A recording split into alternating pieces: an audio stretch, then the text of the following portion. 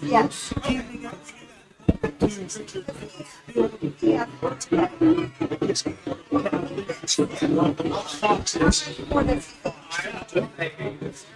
Your play-by-play man, Mark Flynn, alongside color extraordinaire. Plan to go there next year. Tonight, we've got an interesting battle here as Kiski comes in at 5-1, while the Foxes come in at 3-3. On paper, certainly Kiski looks like the better team, but Kiski coming off their first loss of the season. Fox Chapel comes into the contest with a victory in conference opening. Yeah, obviously Fox Chapel getting off to a strong start in conference play against Fayetteville last week. Kiski suffering that first loss, and as we mentioned, it's a conference loss. The first conference matchup, that stings a lot more than a non-conference loss, so we'll see how Kiski can shake that off. You're exactly right. Kiski comes into the game with a perfect 5-0 record out of conference. But as you said, the conference is where it really counts. Kiski coming off a very, very heartbreaking 14-10 loss at North Hills last week.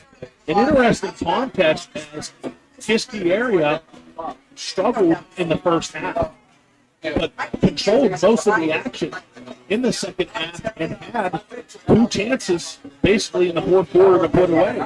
Kiski was leading 10-7 midway through the fourth quarter and had a first and goal from the 4-yard line. Unfortunately, they were unable to convert and put any points on the board.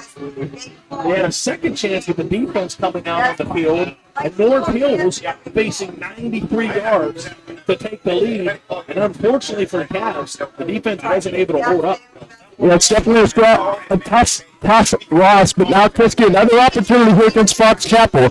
Another conference matchup, and now as we're talking conference play, you have to start, these games become do or die, you have to win when we start talking about the postseason and playoffs. It seems still far away, but in reality, it's not, Mark. Absolutely. There's a lot of ways to look at tonight's game. If you're a glass half empty or a glass half full type of person, like I said, Fox Chapel numbers on that podcast. 3-3. So coming off a section opening win against Chandler, 28-4 pieces. If you dive in and look at the stats a little bit, the three teams that Fox Chapel has beat are all under 500. The three teams that they have lost to, all over 500. Take it for what it's worth. Now, on the flip side, as we said for Kiski area, the Cavaliers came into the conference play undefeated, but lost a heartbreaker previously in the conference over 14-10. In the Cavaliers' last 2 games, they have only scored 2 touchdowns. The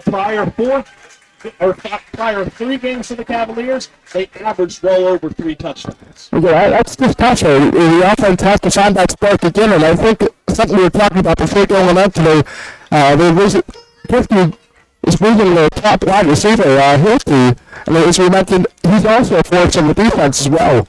Yeah, you took the words right out of my mouth. If you want to break down this contest even further, the story of the game tonight, or at least before we kick off, is the loss of senior Matthew Hilty.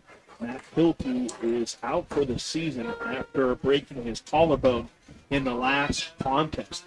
You look at the stat sheet, and certainly Hilty is a valuable player on the offensive side, leading the way for the Cavaliers in receptions and yards with just over 300 yards receiving and a handful of touchdowns. But the stat sheet doesn't show you how valuable he is on defense. Hilty plays what the coaches call, I believe, a hero position, where he's basically like a linebacker, cornerback hybrid. So he's asked to do a lot in this defense in terms of supporting the run and being one of the primary guys in coverage. So again, certainly a huge loss for the Cavaliers on both sides of the ball. Yeah, it'll be tough, and we'll have to see. There's a lot of coaches saying you're only as good as your next man up, and so we'll have to see a story for the Cavaliers tonight. Who is the next receiver up, and how good is that backup there? As we with the other guys, just as it looks down the season statistics, Devin Hutchison, Kelvin Heidel, Don Dino played and done nicely, guys, with some receptions. What may fit in for Hilty for the rest of the season? I understand at practice this week there's going to be several players that are going to be trying to fill the role for Hilty at that wide receiver position. We may see LeBron Smith there. We may see Isaiah Gonzalez and possibly Holden Burkett. Now on the defensive side, what I've seen at practice and what I'm being told, Holden Burkett will have the starting position for Hilty on defense. So again, as you said, it's going to be interesting to see who fills in those positions for the Cavaliers. Let's take a quick break right now.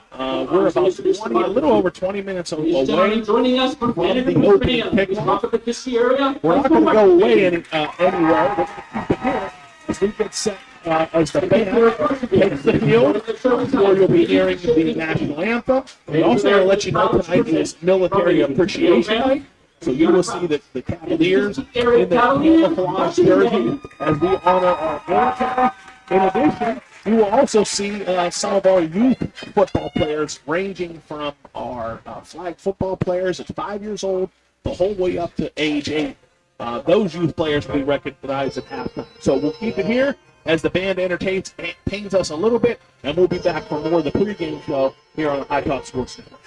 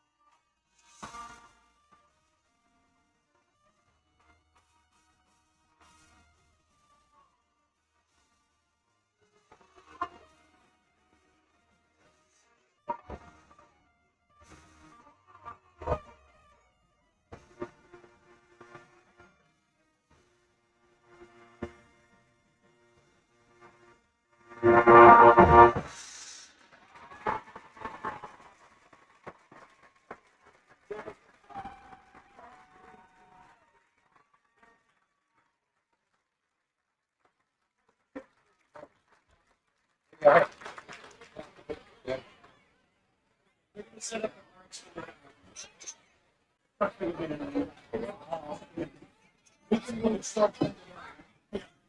what? Give them a chance to set up. Go back in the 3 games.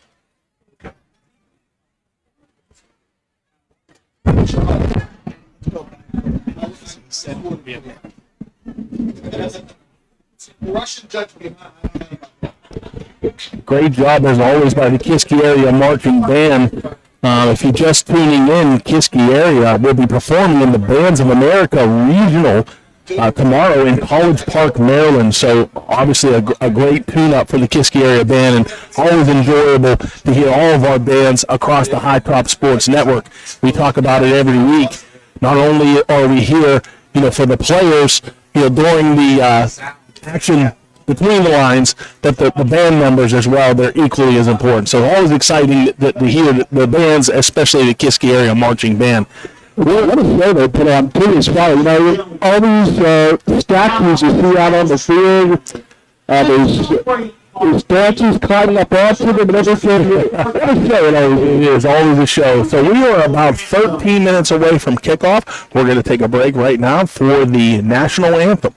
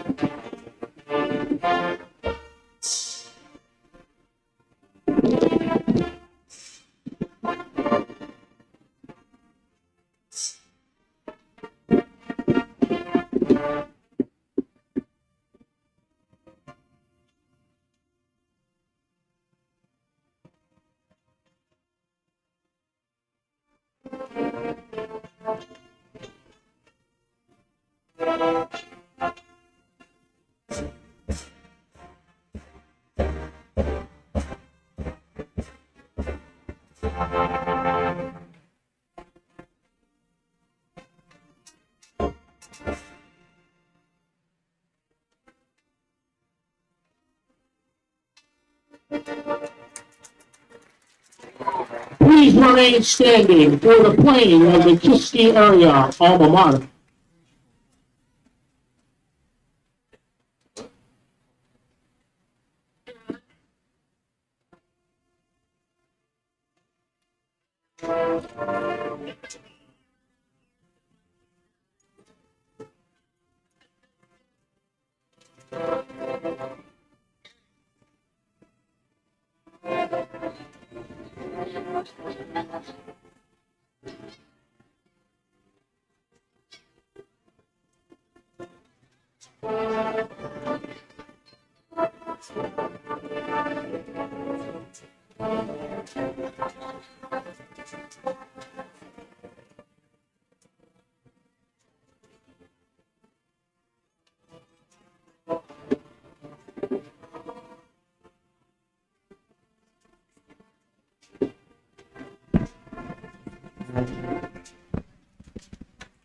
And thank you. Great job again, as always, by the Kiski area marching band. As I said right before we played the national anthem, the band will be competing in the Bands of America, or Bands of American Regional in College Park, Maryland tomorrow. So good luck to all of the Kiski area band members. As you can see from our camera, we have a lot to recognize tonight. First and foremost, we want to thank you for the military personnel that are in attendance here at Richard Dilts Field. You can see them in the corner of the end zone. It's Military Appreciation Night. So when you see your Cavaliers coming out of the big helmet in the corner of the end zone, you'll notice that they have camouflage jerseys on for the evening. So thank you, as always, to all of our military personnel. We appreciate everything you do to protect us and keep us safe. In addition, we'll also see several chairs in the end zone as it's Youth Recognition Night. I said earlier in the pregame, we have kids as young as 5 years old and players ranging all the way up to our 8th grade middle school team. They will be recognized at halftime. For those of you in the area that would like to come out and support our youngsters tomorrow at Davis Field at noon, the Mites will be taking on the Little Panthers of Franklin Regional. At 1 o'clock, our cadets will be taking on the Cubs. At 2:30, the Knights will be taking on the Leopards. And at 4:45, the Lancers will be taking on the Panthers. All of the teams for Kiski area and Franklin Regional are competing for the playoffs. So it should be an exciting day tomorrow at the old Kiski area stadium. A lot to be excited about just in this local area, because football-wise, especially tonight, what a crowd on hand we have for this Kiski football game tonight. It is starting to fill up here. As we said, Kiski area comes into the contest 5-1, 0-1 in the conference, and as Fox Chapel comes into the game 3-3 and 1-0. We have talked a little bit about the loss for Kiski on the offensive defensive side of Matthew Hilpe. Let's talk a little bit about the Fox Chapel offense, and it has to start and maybe end with running back extraordinaire Zidane Thomas. Zidane Thomas right now is second in all of WPIAL 5A in rushing. So yeah, the Cavaliers are certainly going to have their hands full with this Fox Chapel rushing attack. Yeah, the guy averages over 8 yards a carry, so that's almost a first down. We are nation. You gotta stop him up front. You can't get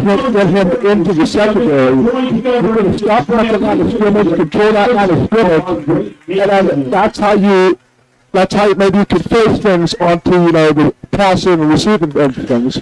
Thomas comes into the game with 683 yards. That's second to only Penn Trafford's Cade Yakimelli, who has 708. Incidentally, Thomas, as you briefly mentioned, only has 85 carries. So if you do the Kiski math, as I was demonstrating last week at North Hills, 85 carries, 683 yards, that's where you get the well over 8 yards per carry. He also has 8 touchdowns in the 6 contests so far. If you look at last week, all you have to do is look at the total runs that he had. He had 13 carries for 186 yards, and he had 3 touchdown runs, one of 22, one of 39, and one of 77. Big play ability there for Thomas. You gotta watch out there. The leading scorer for Fox Chapel as well, the second leading scorer, Kellen Kukowski, at receiver. So that just shows how insane this Fox Chapel running game is. So for Fox Chapel, Coach Tom Laughlin, head coach Tom Laughlin, said about Thomas, while he's a power guy, he has the capability to run away from you. So obviously a dual threat coming from that backfield position. He's had 4 games so far this season where he's rushed for over 100 yards. In addition, keep an eye on for Fox Chapel is quarterback Colin Dietz. Colin Dietz is coming off arguably one of his best performances of the season. Last week he was 14 of 23 for 137 yards and a touchdown in that 28-14 victory over Shaler. So well-balanced attack by the Foxes, and something that the Kiski defense is going to have to be aware of. Well, you see Fox Chapel now taking the field and taking the first as Kiski. We'll take a look back over there. All the cheerleaders, all the youth cheerleaders, youth football players, some military personnel getting ready for the team to come running out of the helmet. Military Appreciation Night and Youth Recognition Night. So a lot of excitement here at Richard Dilts Field. I want to talk about the all-time series for a bit. Fox Chapel comes into the contest having defeated Kiski area last season 28-24. For those Cavalier fans that were at the game, you remember probably or arguably the most exciting game of the season, as that game against the Foxes was back and forth the entire way. Unfortunately for the Cavaliers, Fox Chapel was able to hold on and grab the victory. Kiski, however, has won the previous 2 meetings. So, again, we talked about it a little bit early in our pregame in terms of there's many ways to look at the stats tonight to formulate whatever story you want to formulate. Fox Chapel comes in having won the last contest, while Kiski won the previous 2.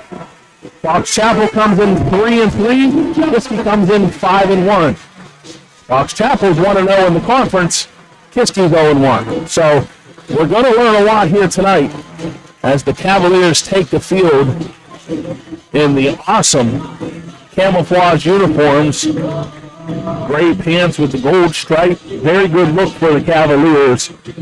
And it should be an exciting game here at Richard Dilts Field. Well, as we were talking about the stats, where you can paint it whatever story you want out of these stats, but it's the next 60 minutes of this ball game.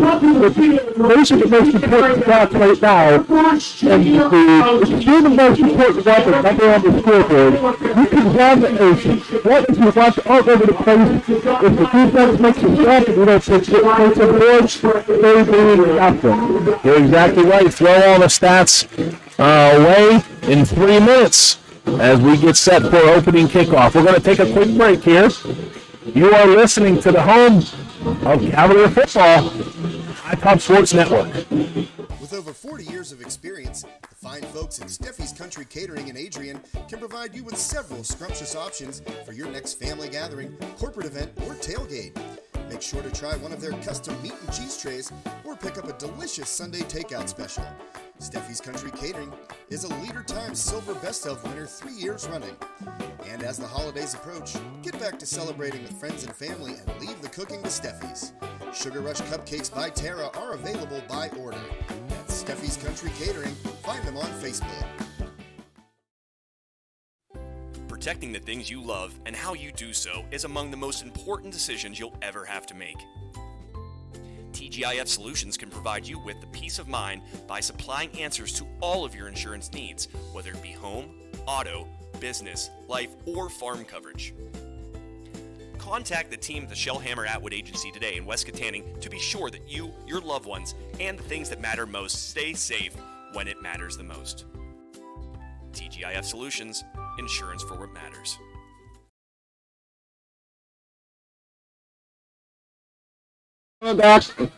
Welcome back to Richard Dills Field, where we're just over a minute away from the opening kickoff. Kiski area versus Fox Chapel. It's Military Appreciation Night and Youth Recognition Night. A lot of things to be excited for here at Richard Dills Field.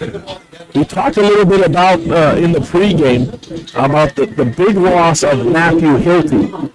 And I think one person that we have to talk about when you're mentioning players that need to step up and fill roles, it has to be Calvin Heinley. So Calvin Heinley came into the season as arguably the Cavaliers' number one receiver.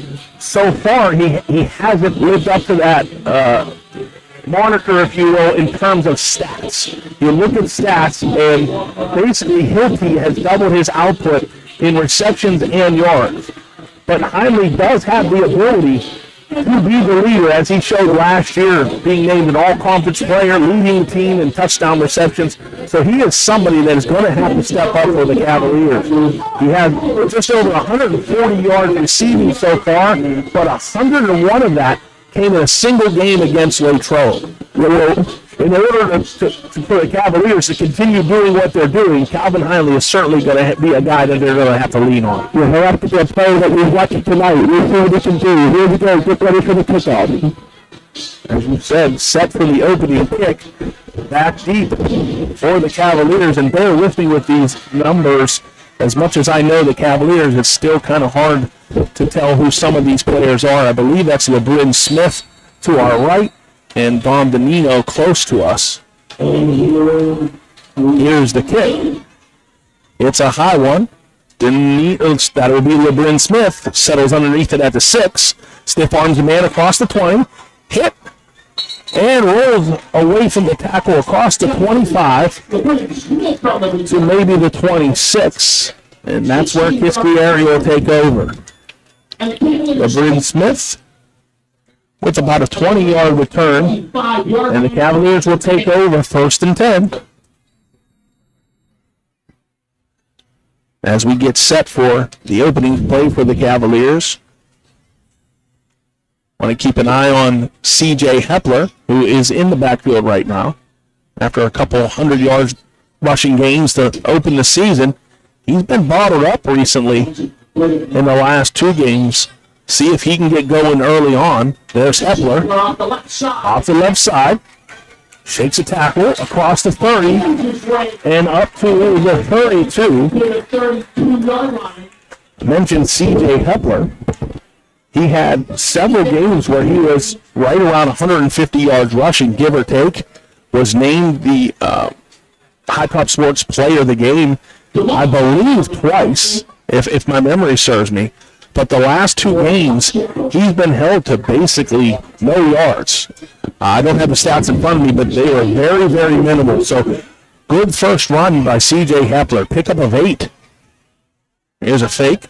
And a toss to Braden Dunbar, across the 35, lowers his shoulder, and he's taken down around the 38 by number 13. That's Colin Kwiatkowski.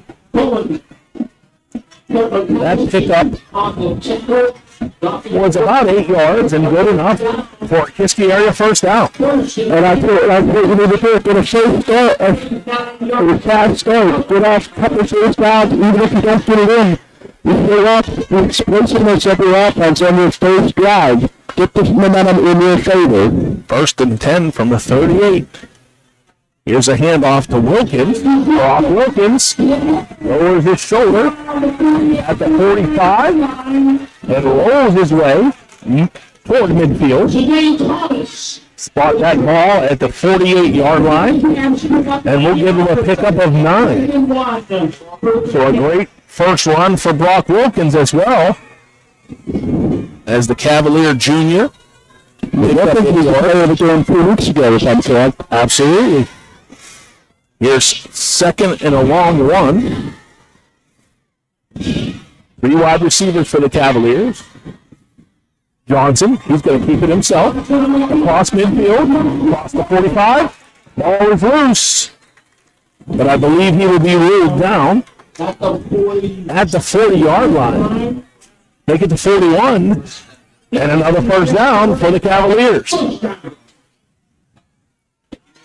Okay, third down now for the Cavaliers. We're getting things going all about running game as well. We mentioned a bunch of the Pinker and Fox Chapters run game, but you cannot sleep on Kiski running the football. They've been great at it. Absolutely. 3 different ball carriers for the Cavaliers so far, and 3 solid pickups for the Kiski offense. Here's Johnson. Hand off to Hepler. Hepler still on his feet. Across the 35. Inside the 30. Great spin move by C.J. Hepler as he approaches the 25-yard line. Call it a pickup of 15. And the Cavaliers continue to roll another first down. It's good thing that when you're running the ball, you got to keep your feet moving. As long as you can keep your feet moving, you've got a chance. I've seen that in my watching football games. The running back keeps his feet moving, there's always a chance. He did certainly that on that play. Great job by Hepler. Here's another first and 10.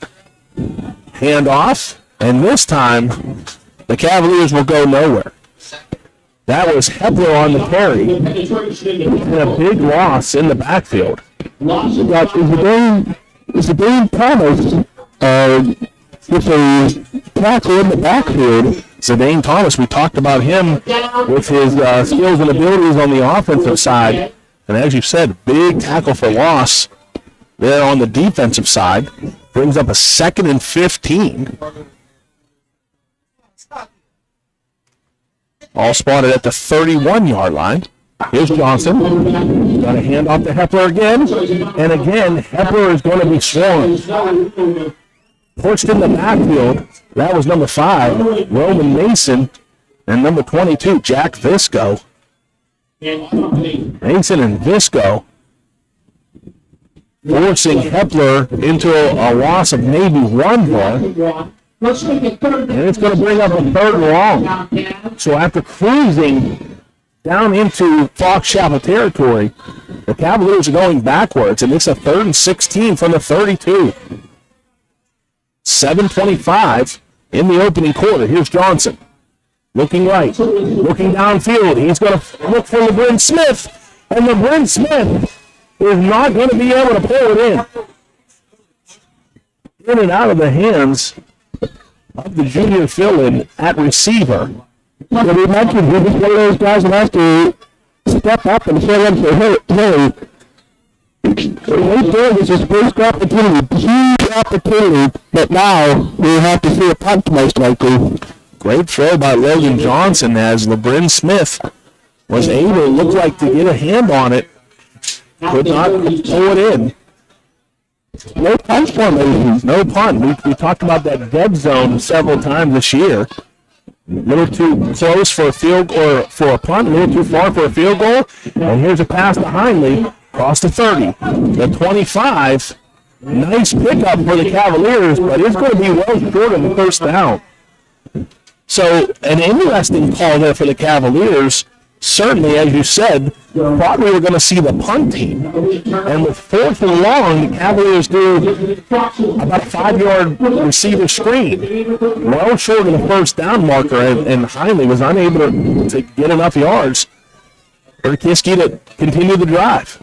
We get a question, how good is your punter? Maybe pinning that ball down within the 10-yard line instead of, maybe powering one feet back in the end zone. Well, let me ask you this. I'll ask you the question. How good is an all-conference punter? You would think pretty good, right? You think pretty good. It's a tough try to make, right? No doubt. So here's first down for Fox Chapel, and that's Zidane Thomas, and that's going to be a tackle for loss. That's what you're going to do. You're going to wrap up Thomas as soon as you can. I believe I saw on the tackle Deshaun McBride on the tackle there for the Cavaliers. And no gain. They gave Thomas no gain. Something don't see a tag. Brings up a second down and 11 for Fox Chapel. Here's shotgun. That's number 7, Colin Dietz, and he's going down the left sideline, and it is caught. Great catch by number 4, Ty Patterson. That just shows Colin Dietz, 792 yards and 7 touchdowns on the career, on the season coming into this game. The kid's got a great passing game as well. Here's one of the sets for Fox Chapel. Maybe not the best quarterback stats you can expect, but still, pretty nice to have on your offense. Big throw and catch gives a first down to Fox Chapel. Here's a throw by Dietz. In and out of the hands of Christian Gaston. Gaston was wide open across midfield, and it looked like he had room on that sideline to possibly pick up more. Fortunate for the Cavaliers that Gaston was able to hold on. So 2nd and 10 from the 44-yard line. 6 minutes remaining in the opening quarter. That's Dietz in the gun. To his right is Thomas. Dietz going to throw again. And Dietz feeling some pressure. And the ball is almost picked off. That was Brock Wilkins. Right around midfield. If somebody got around the block there by Thomas, the running back, maybe the running back isn't the best blocker compared to an offensive lineman. You're going to give them credit all the time, but to get it out there on that short side and get contact on the quarterback, great effort by the Kiski defense. A lot of pressure on Dietz on that throw. He tried to step up into the pocket and was unable to really get anything on that throw. So it brings up 3rd and 10 for Fox Chapel. 5 wide receivers, 3 to the right, 2 near side, and we'll get a whistle.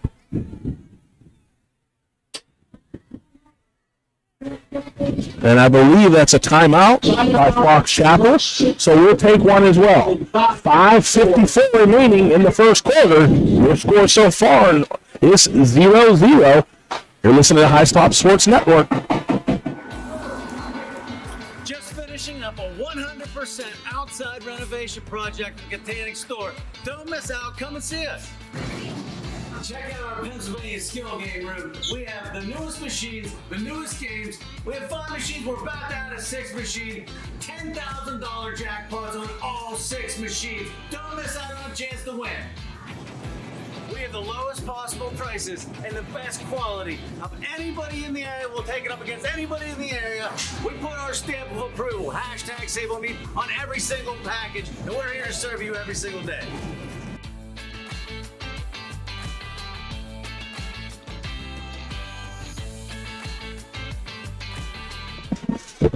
Welcome back to Richard Fields Field. 3rd and 10 for Fox Chapel from their own 44-yard line. DeMott in motion.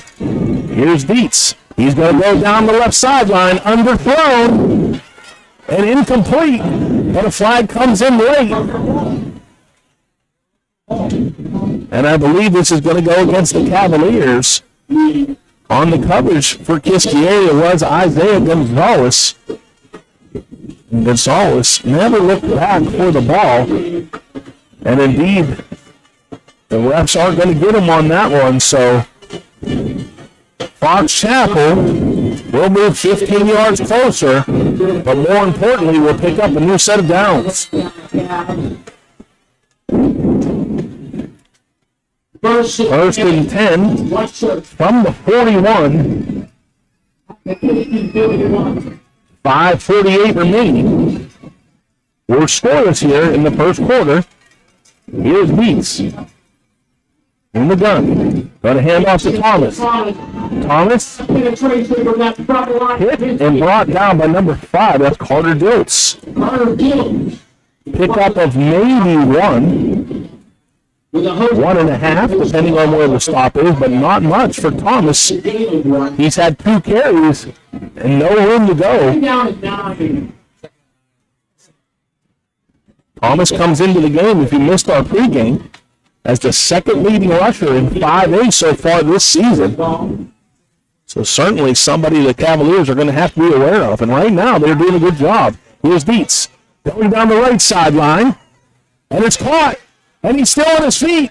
And that's a touchdown. The pass was complete to Colin Kwiatkowski. Down that right sideline. Kwiatkowski able to come up with the catch. Avoid a tackle.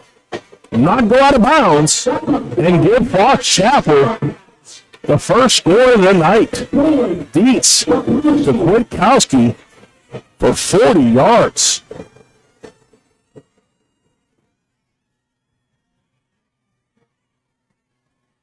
On for the extra point.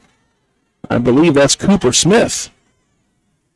And the kick by Smith is good. So Fox Chapel strikes first as the Foxes lead 7-0 with 5:04 remaining in the opening quarter.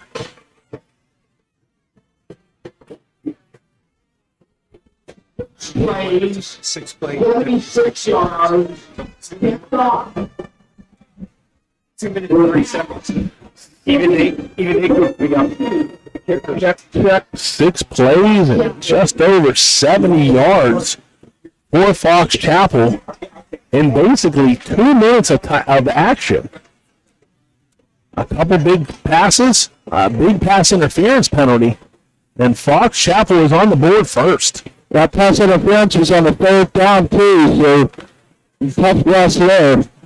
Kiski, we talked in the pregame about what kind of loss is it going to be for the Cavaliers with Matt Hilty being out. And those 2 plays, the pass interference and the big touchdown reception, went on the opposite side. That went against Isaiah Gonzalez. Gonzalez unable to come up with the coverage on either of those. And the Foxes are in business. Here's Kiski. Let's see if they can answer. Danilo from the 5. Excuse me, that is Hepler. And Hepler's going to hand off to Bryn Smith. Smith trying to find some room. And he's going to get up to maybe the 11-yard line.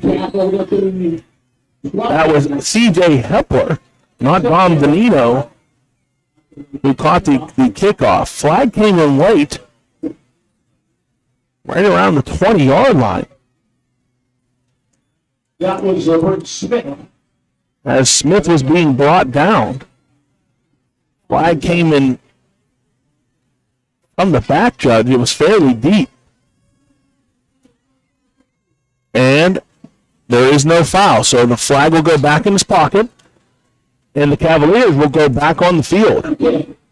Kiski's offense, with their backs against the wall here, 1st and 10 from the 13, with 4:55 to go in the opening quarter. Cavs trailing by 7. Here's Johnson with Wilkins behind him. The handoff is to Wilkins. Excuse me. Johnson's going to keep it. Great fake by Johnson as he eludes a tackle at the 20 and skirts his way out of bounds around the 22-yard line. Great play fake.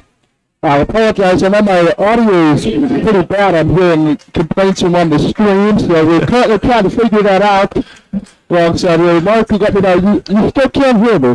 Listen, don't you worry, Mason. Well, you get that fixed up, and I'll be more than happy to take over here. I've never been accused of being a person that's had a lack of something to say. So you take all the time you need. 1st and 10 for the Cavaliers. Johnson's going to keep it again. And he's going to get across the 30-yard line and approach that first down marker for the second time in a row. Logan Johnson with another nice carry.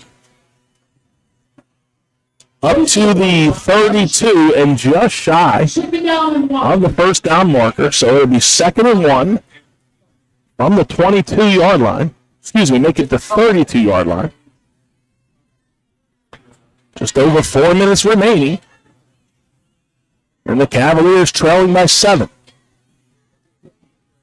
3 wide receivers now make it 2 as Diltz comes into motion and sets up on the line. Hand off to Wilkins. And Wilkins just gets across the 35 and more than enough for a Cavalier first down. 1st and 10 from the 36. Kiski area. Only 7-0 with 3:40 and counting in the opening quarter. Cavaliers drive started back on the 13-yard line. Low snap. Picked up by Johnson. And Johnson able to work his way across the 40 up to the 41-yard line. So a great job improvising by Logan Johnson as he picked up the low snap and worked his way up the field about 5 yards. Check, anything better? To give Kiski area a 2nd and 5.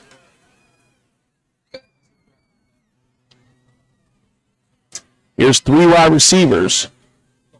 Make it 4 for the Cavaliers. Nearest to us is, I believe, Holden Burkett. This is Johnson on the carry. He's going to keep it himself. Johnson gets across the 50 and a new set of downs for the Cavaliers. 1st and 10 from the 49-yard line.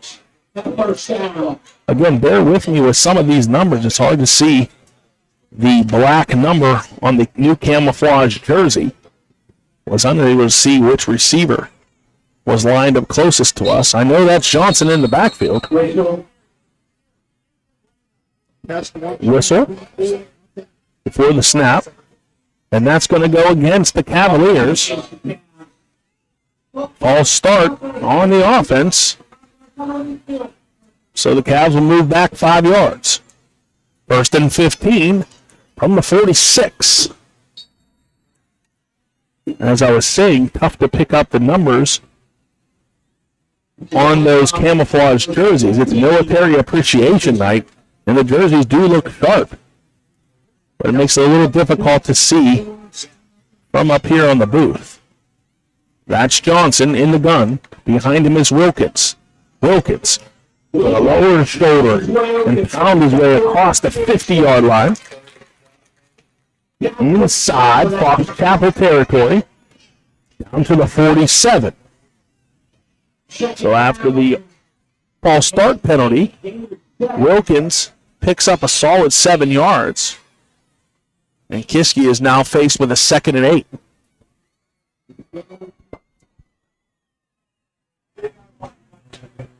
Second and 8 from the 47. 1:20 remaining in the first quarter. I believe that's Dunmeyer now in the backfield. And indeed it is, as Johnson follows Dunmeyer across the 45. Flung down just shy of the 41. A few yards short of the first. Call it 3rd and 2 from the 41. And this may be the final play of the opening quarter. Play clock at 20, game clock at 45. Cavaliers approach the line needing 2 yards for a first down. Tight package here. Going to hand off to Wilkins. Wilkins finds his way across the right side, approaching the 35, and more than enough for a first down. Brock Wilkins with a powerful run. And Kiski will have a 1st and 10, more than likely, when we start the second quarter. Indeed it is, as we see both teams approaching their sidelines. That's the end of the opening quarter, with Fox Chapel leading 7-0. Let's take a quick break. You're listening to High Top Sports Network. Gross Embroidery and Sign Shop is the official clother of High Top Sports Network and is a family-owned company that can handle all your custom embroidery, custom sign, and laser engraving needs. Located at 409 4th Street in downtown Fort City, Gross Embroidery and Sign Shop can create sports and career apparel to the exact specifications of your organization. Their laser engraving department can put your logo or design on glasses, tumblers, insulated cups, signs, coffee cups, and more. Call Gross Embroidery and Sign Shop at 724-763-2461 today. Douglas Insurance Services, located in Sarver next to Freeport High School, is an independent insurance agency, which means they've made available some of their best companies for your online quick quotes. Douglas Insurance Services offers personal insurance coverages to their clients in Pennsylvania, including individual annuities, boat and watercraft, auto, condo, and flood insurance. Call them today at 1-800-722-9990. Douglas Insurance Services, a proud sponsor of Freeport Athletics. It's Military Appreciation Night here at Richard Diltz Field, as your Cavaliers right now trail 7-0 as we get set for the second quarter. It's also Youth Recognition Night, as I see many of the chairs filled up in the end zone nearest the concession stand. A lot of our youth players out here supporting the Kiski Cavaliers as they look for their first win in conference action. Right now, the Cavaliers are faced with a 1st and 10 from the 37. Here's Logan Johnson. And a handoff to Wilkins. Wilkins bounces off the left side. Avoids the tackle at the 30. He's still on his feet. Across the 20. And knocked out of bounds at the 19-yard line. Great job by Brock Wilkins. Pickup of 18 yards.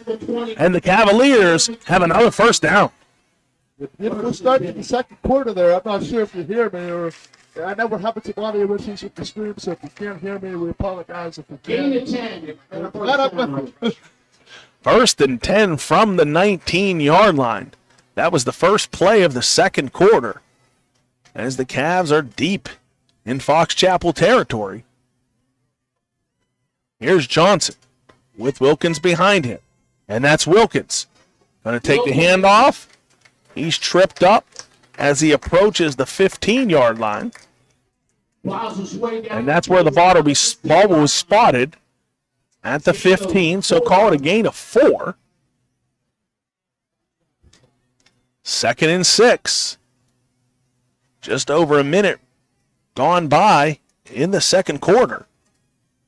This is the Cavaliers' second possession of the night, and this drive started inside their own 20-yard line. Here's a handoff, this time to Hepler. Hepler avoids a tackle and works his way inside the 5-yard line. C.J. Hepler with an explosive run, and the Cavaliers are down to the 4-yard line, 1st and goal. That was Kai Patterson who tried to make the tackle, and C.J. Hepler kept those legs moving, was able to shake his way out of it and get the Cavaliers inside the 5-yard line. 10 minutes remaining. Here's a handoff to Hepler. Hepler finds a crease and works his way down to about the 2-yard line. Call it a gain of 2. Excuse me. You can go ahead. I've been told I sound a little better now. So. I want, if you're just tuning in, Mason Flanagan is alongside of me here, color man extraordinaire, but we're having some technical difficulties with his microphone, so hopefully we'll get him back. Fortunately or unfortunately, you still got me. 2nd and goal from the 2. I believe that was a quarterback keeper. Hard to see, but I can tell by the cheers from the Cavaliers sidelines and the fans in the stands, whoever it was good. That's a Kiski area touchdown. It's ran right up the middle. I don't know if you can hear Mason. I don't know if his microphone's working or not, but he's informing me that was Brock Wilkins on the carry, and the Cavaliers are on the board. Brock Wilkins gives the Cavaliers their first touchdown of the night. Here's Cody Dykes with the extra point, and the ball game is tied. 7 apiece with 9:28 to go in the first half.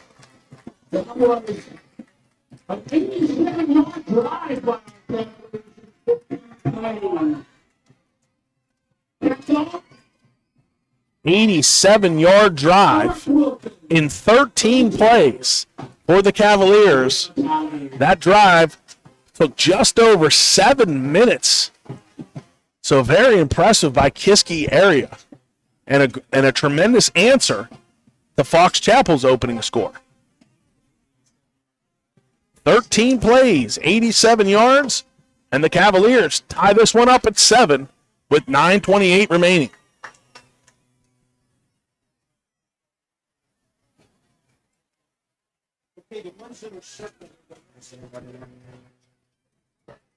Kiski area coming out for the kickoff.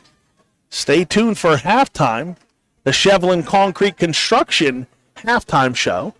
As I mentioned several times, it's youth recognition night, as all of our players from our KVL league, the whole way up to our middle school team,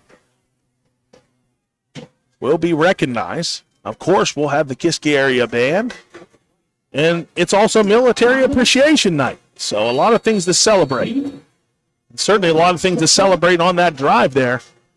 It's Kiski area has this game knotted up at 7. Onside kick, corralled by Fox Chapel at the 38-yard line. That was Mason Miles on the recovery. And Fox Chapel will take over. 1st and 10 from the 38. I mentioned youth recognition night. For those of you who can't get enough football, we welcome you to come out to Davis Field tomorrow, where Kiski area will take on Franklin Regional. Opening game will be at noon, with our final contests scheduled to start at 4:45. So several hours of football tomorrow at Davis Field as well.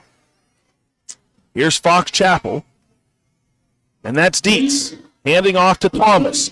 Thomas unable to get free, as I believe that was Jack Kreider on the tackle. And Kreider got a hold of his backhand there. They got a hold of Thomas's backhand. That tied him up enough to get the tackle. If not, maybe that's 3 or 4 more yards. Great job by Jack Kreider to hold it to just a 2-yard gain. So 2nd and 8 from the 40. Here's Dietz in the gun. Hand off to Thomas again. Thomas going to bounce it to the left side. He's still on his feet. Across the 45 and approaching midfield. Zidane Thomas with a nifty run gives Fox Chapel a first down. A beautiful try out that time, trying to get that far sideline. It looks good what it does. You're right. It looked like Thomas tried to go up the middle, but a great cut. Worked his way around the left side. Fox Chapel's at midfield, 1st and 10. 8:20 and counting in the second quarter. Here's Dietz looking right. He's going to be forced to run, and he's going to go down. Tackled on the play. That's number 22. Excuse me, that's 72. Sam Coleman. Of camouflage out there. No gain on the play as Sam Coleman Down and able to wrestle Dietz to the ground for the visitors. at the 41-yard line. Tied up in the O-line. That's what you call that one. Make it the 46, excuse me. 2nd and 14 for the Foxes. Here's Dietz. Looking, firing. That ball is caught by Patterson. Patterson is thrown out of bounds on the far sideline. Not sure who was in on the tackle there. That might have been number 2, LeBrin Smith. Pickup of about 7. Brings up a 3rd and 6, 3rd and 7 from the 46-yard line. 4 wide receivers for Fox Chapel, 2 on each side. Thomas still in the backfield. Dietz looking to throw. And he's going to go down again. Dietz tackled at the line of scrimmage by Jack Kreider. So something you don't really see from the Kiski area Cavaliers, and those big men up front getting some tackles for losses or no gains. Traditionally, they're tying everything up. So Dunmeyer and Wilkins, the linebackers, can do the dirty work. But right now, Kreider and Coleman doing an excellent job for the Cavaliers. Fox Chapel will stay on the field with 4th and 7. And now Dietz will take a step back, and he'll let go a punt. Not too good, as it takes a Kiski area bounce. So Dietz is out on the field with what it looked like the Fox Chapel offense. Dietz decided we're going to go with a quick kick. And there wasn't much in that one, maybe about 20 yards. And Kiski will take over 1st and 10 from the 28. 6:28 remaining in the opening half. We're tied at 7 right now, as the Cavaliers will take over for the 3rd time tonight. 3 wide receivers. 1 man in the backfield, I believe that's Dunmeyer. And Johnson's going to keep him himself. Johnson, works his way across the 30, and he's picked up and thrown back. Gain of maybe 6 yards. 6 yards. Big tackle Thomas by Fox Chapel there. on the stop. Believe that was Thomas. And 4. Let's make it a game of 6. Dane Thomas. Maybe not doing much on the offensive side, but 2 big tackles here so far in the first half. But not before Johnson can pick up, say, 5 or 6 yards on that carry. So just under 6 minutes remaining, and Kiski has a 2nd down. Here's Johnson. Going to keep it himself, following Dunmeyer. Johnson going to maybe get up to about the 37. Thomas on the stop. Logan Johnson And we'll call it a gain of 3. is the ball carrier. So 3rd and a long 1 3rd down and for the Cavaliers, for Kiski. as we have just over 5 minutes remaining in the 2nd quarter.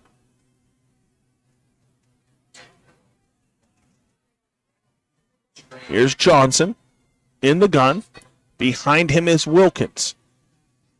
The handoff is to Wilkins. Wilkins The ball carrier is hit by Kai Patterson. way up to around the 40. And we'll see if Wilkins has enough. Indeed, he does. So Wilkins able to stretch up to the 40-yard line, and the Cavaliers have a 1st down. First and 10, Kiski area from the 40. Patterson and Corbin. They're on the stop. 4:33 and counting in the second quarter. Lone wide receiver. Far side is Hindley. Here's a handoff to Wilkins again. And Wilkins is going to gain nothing as he's hit by a few Fox Chapel defenders, Roman Mason and Jacob DeMott. No gain for Brock Wilkins on that one. And it's second and 10. As I said, stay tuned for the Chevron Concrete Construction halftime show. A lot to go over. We'll have first half stats. We'll have youth recognition. We'll have, of course, the award-winning Kiski area marching band. Here's a fake by Johnson. And a pass to Dunmire. Dunmire is drugged down around the 45-yard line. Pick up a 5. Makes this third down a little more manageable. Call it 3rd and 5 with just over 3 minutes to go. Knotted up at 7 here at Richard Diltz Field. Kiski area slowly working their way up the field, controlling the clock. Here's Johnson, going to hand off to Wilkins. Wilkins is going to crawl his way across the 50 and down to about the 46-yard line. And a new set of downs for the Cavaliers. We have an official timeout on the field as Brock Wilkins is slow to get up. So we'll take a quick break here. 7-7 your score with 2:52 remaining. You're listening to the High Top Sports Network.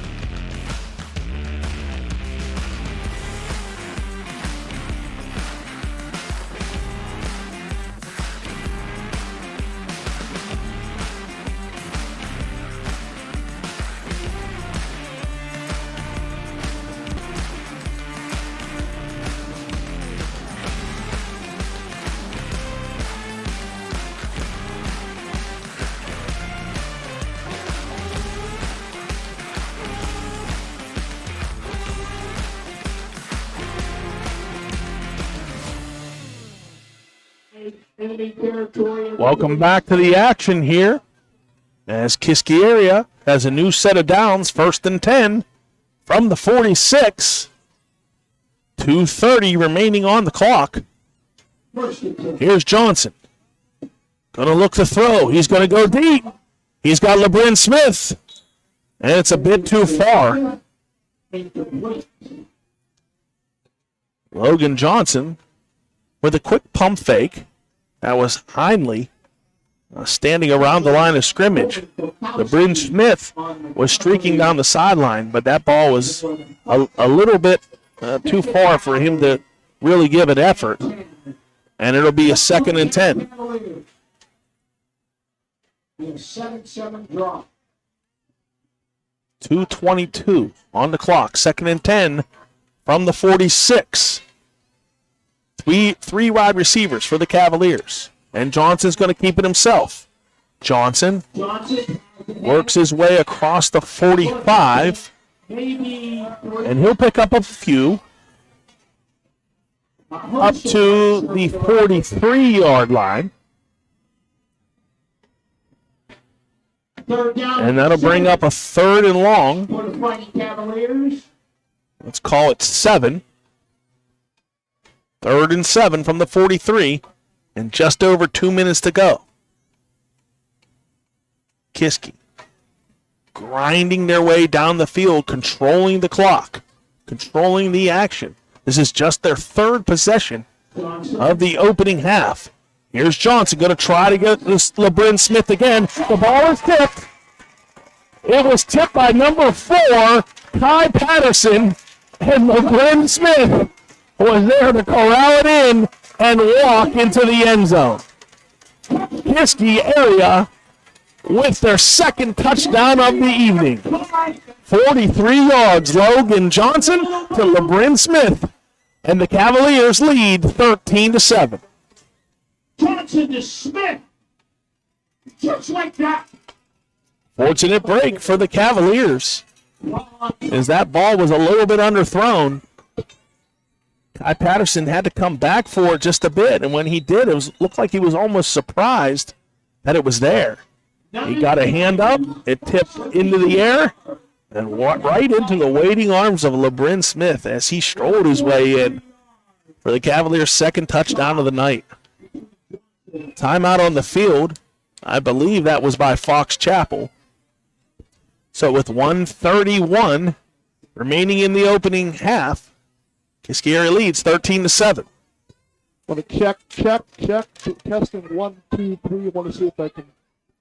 9 plays, 72 yards in just over 4 minutes. Kiski area, on their last 2 scoring drives, 22 plays in just under 12 minutes of possession time. So needless to say, the Cavalier offense controlling the action, especially in this second quarter. Here's Cody Dykes on to kick the extra point. And of course, it is good. And the Cavaliers lead 14-7. Logan Johnson with his first touchdown pass of the evening. And I believe that's LeBron Smith's first touchdown of the season. I know that's his first receiving touchdown. I believe that's his first touchdown of the night, as we've seen Johnson try to connect with the junior receiver several times. This time, a fortunate bounce was able to go the Cavaliers' way, and LeBron Smith gives Kiski 7 more. So we talked about it the pregame, who was going to step in for Matt Hilty on the offensive side, and right now it's been LeBron Smith. As I said, he's been targeted a few times, and now he has his first touchdown of the season. 1:31 remaining in the second quarter as Kiski area gets set to kick off to Fox Chapel. Want to test this one last time? Anything here? Nothing. Mason Flanagan, color man extraordinaire, still at it, trying to join me here to give you the best we can in play-by-play and description of what we're seeing here. He's working diligently to try to get back on the mic. We got the camera still. As long as we got the camera, we're good to go. Here's Cody Dykes with a bouncing kick that's still in bounds. And corralled by Fox Chapel. That's number 25, Aiden Alois. Right around the 35-yard line. So Fox Chapel will have 1:29 to try to narrow this 7-point deficit. Fox Chapel took a timeout on that extra point. I believe that was Fox Chapel's first timeout. They might have used one earlier. I'll check on that for you. So we'll say Fox Chapel does have one timeout, excuse me. They used one earlier in the contest. So Fox Chapel has 1:29. Ball on the 35-yard line with one timeout. Here's Dietz. Looking, nowhere to go. Dumps it off to number 4, That's Patterson, and Patterson is gone. 20-10, touchdown. Patterson score. I saw a flag come out, but I don't see it on the field. Wow, what an exciting play by the Fox Chapel Foxes, talking to one of their coaches, their stat man, before the game. He was talking about how exciting Kai Patterson is and what an element of explosion or element of excitement that he brings to this Fox Chapel offense. And you saw it right there as Patterson took that little dump off around the 40-45 yard line, and he went untouched. And just like that, 13 seconds later, Fox Chapel was an extra point away from tying this ball game.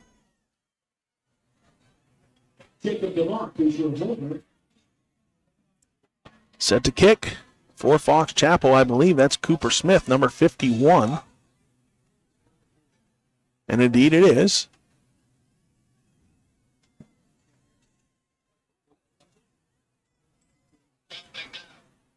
What a play by Fox Chapel. I was setting things up, and just as I was, Kai Patterson was knocking things down. Kai Patterson with a huge touchdown for Fox Chapel. Here's the extra point. It is good, and we have a tie game. It took Kiski area 4 minutes and 27 seconds to take the lead, and it took Fox Chapel and Kai Patterson 13 seconds to tie it up. Talked about the explosiveness of Fox Chapel, even though I'm sure you guys probably can't hear me too well. Yeah, if they have that big playability, you can't sleep for a second. And that 13-second drive, you miss something for a second, boom. 6 points on the board. Maybe we should pass the microphone back and forth so you can get in here. I feel bad. Hopefully we'll get some things taken care of at halftime. But if you didn't hear Mason Flanagan, just to reiterate, explosive play by Kai Patterson. And we've seen it a few times tonight. He's shown some athleticism in the way that he's been able to, not only on the defensive side, come up and make some tackles, but he's been back in coverage. Fortunately or unfortunately, Patterson was the one that was on the coverage of LeBrin Smith's touchdown.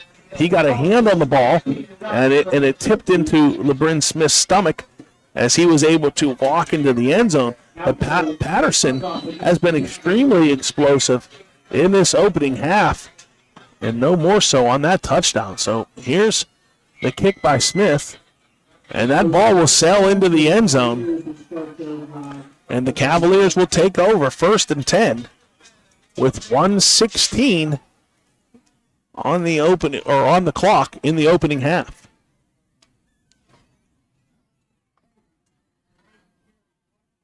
Stay tuned for the Shevlin Concrete Construction halftime show. Shevlin Concrete Construction in Western PA's choice for customized driveways, floors, patios, and more.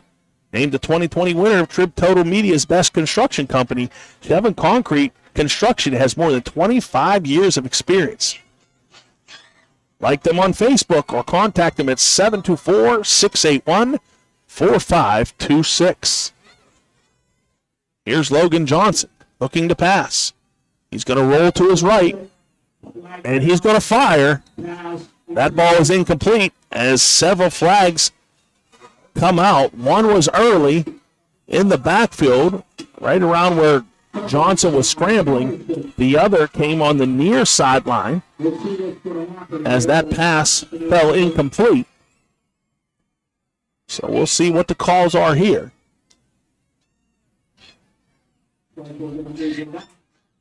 Illegal man downfield against the Cavaliers. That is declined. And holding against the Cavaliers. So that'll push Kiski area back inside the 10-yard line.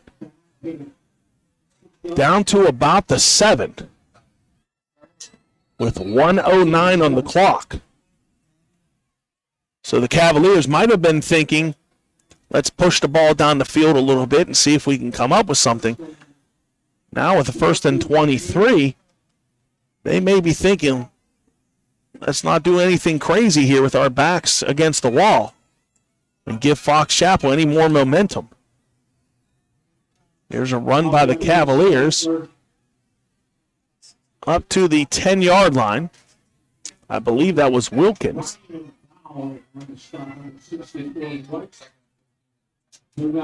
Gain of about 3. Clock is running. 45 seconds on the play clock, on the game clock, and 22 seconds on the play clock. Got that mixed up. Let's try it again. 10 seconds on the play clock, 30 seconds on the game clock. Here's Johnson. Hand off to Wilkins, and Wilkins is going to be brought down behind the line of scrimmage. Taken down by Roman Mason on the play. And that should be the final play of the opening half. Fox Chapel looks content. Kiski looks content. And that's it. So after 2 quarters of play, we have a tie ball game, 14-14. We'll take a real quick break as we get set up for the Shevlin Concrete Construction halftime show. You're listening to home of Cavalier football, High Top Sports. With over 40 years of experience, the fine folks at Steffi's Country Catering in Adrian can provide you with several scrumptious options for your next family gathering, corporate event, or tailgate. Make sure to try one of their custom meat and cheese trays or pick up a delicious Sunday takeout special. Steffi's Country Catering is a Leader Times Silver Best of winner 3 years running. And as the holidays approach, get back to celebrating with friends and family and leave the cooking to Steffi's. Sugar Rush Cupcakes by Tara are available by order. That's Steffi's Country Catering. Find them on Facebook. Protecting the things you love and how you do so is among the most important decisions you'll ever have to make. TGIF Solutions can provide you with the peace of mind by supplying answers to all of your insurance needs, whether it be home, auto, business, life, or farm coverage. Contact the team at the Shellhammer Atwood Agency today in West Katanning to be sure that you, your loved ones, and the things that matter most stay safe when it matters the most. TGIF Solutions, insurance for what matters. Welcome back to Richard Diltz Field and the Shevlin Concrete Construction halftime show. As we said in the opening half, it's Military Appreciation Night and Youth Recognition Night. So as the Fox Chapel band takes the field, you will see the Kiski area band getting set up on the opposite side. And you may see some of our youth players here in a bit getting set up. As we await the band to get set up here, let's go over some first half stats. Compliments of the Fox Chapel stat man. Fox Chapel so far tonight, Zidane Thomas has 4 carries for 13 yards, and Colin Dietz 2 carries for no yards. On the opposite side, Kiski area, Logan Johnson has 9 carries for 63. Brock Wilkins has 11 for 60. And C.J. Hepler has 7 for 39. So definitely ball control offense and Kiski getting it done on the ground. On the flip side, Dietz for Fox Chapel through the air is 4 of 6 for 135 yards and 2 touchdowns. Logan Johnson is 4 of 6 for 62 yards and a touchdown. So a balanced attack for the Cavaliers and a high explosive attack so far for Fox Chapel. And that's where we are, 14-14. I'm going to throw it out to the band, and then we'll come back with some more stats and some more discussion on the opening half. Let's throw it out to the Fox Chapel Foxes in the Shevlin Concrete Construction halftime show.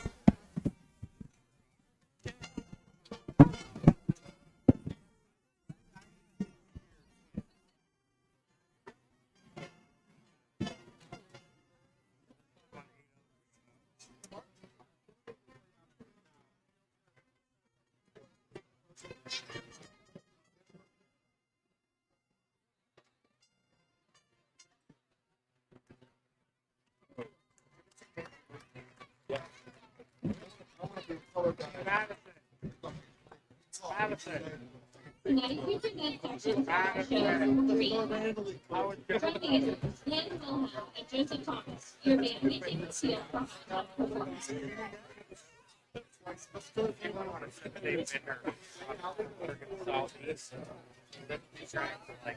190 hours straight. Like they had a driver and like everywhere. I started to land better yesterday morning.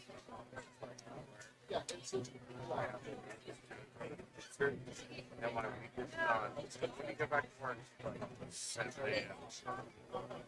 I'm like, good luck. Like,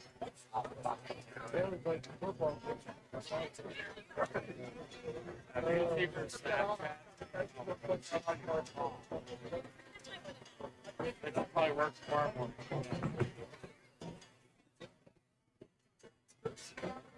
Check. Check 1, 2.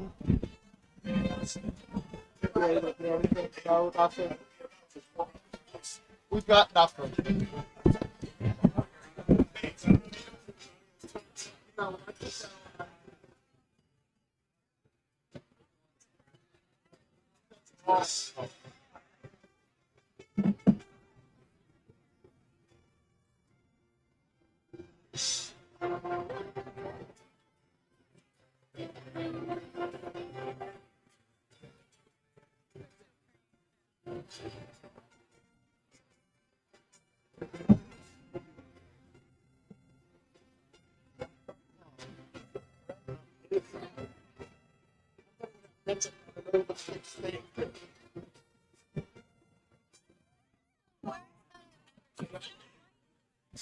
Totally terrible.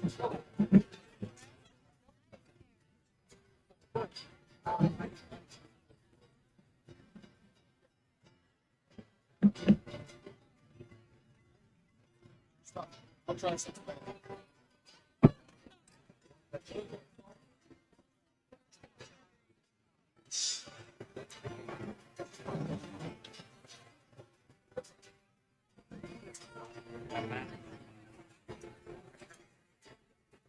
How funny is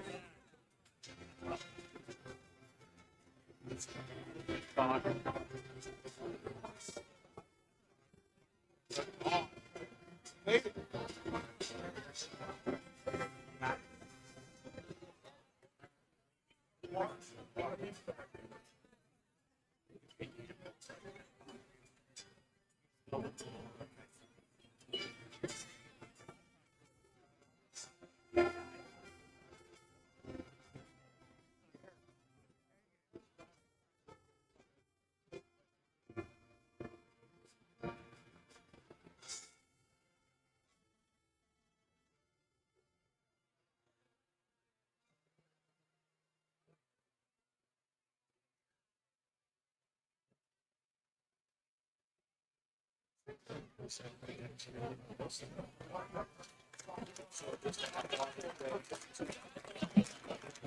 Let's hear it for the 2021 Marching Foxes. The band is under the student leadership of woodwind captains Lauren Flew, Silas Harmon, and Andrew Reiser. Brass captains Johanna Aspen, Mike Miguel Camado, Janet Thomas. Protection captains Patrick Alexander, Jody Compton. Color guard captain Laura Flaming. Go Foxes!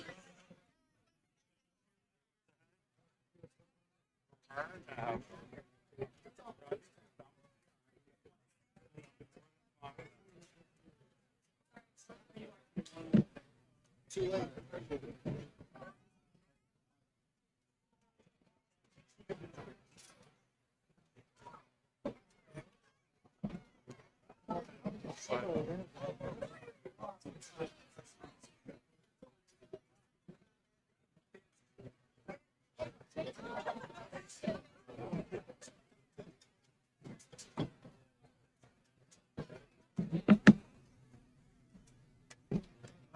One final thing to try, and then if that doesn't work. Good evening, ladies and gentlemen. The Kiski High School Marching Band and Booster Organization would like to thank you for watching our performance prior to the game this evening. The band is really looking forward to the performance down in Maryland tomorrow, and we appreciate the support that you guys have had for us this season up to this point. Thank you so much for viewing it.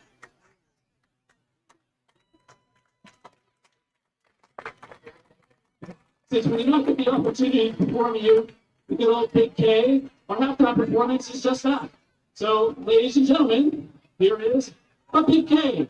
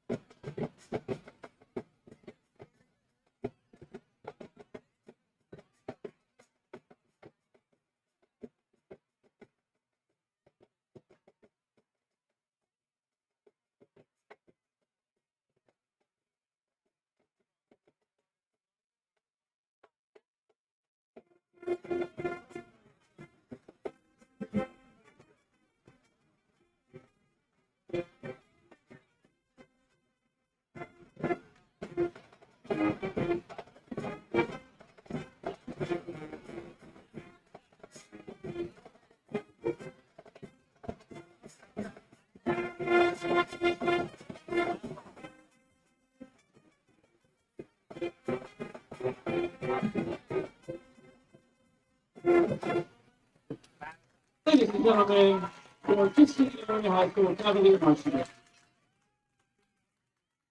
Thank you once again, and we'll see you next time.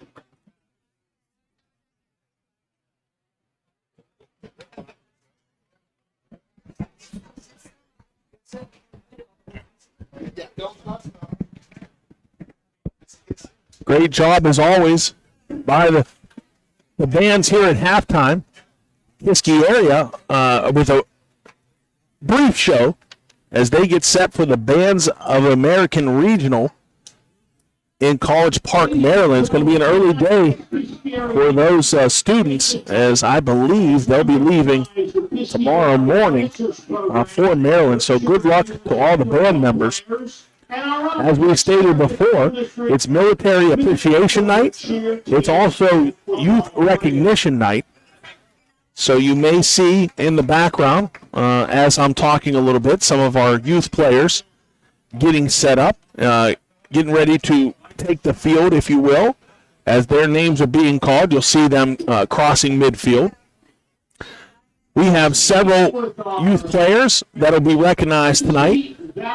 First, for Kiski Valley, the Mighty Mites. Second, you'll see the Cadets. Third, you will see the Knights.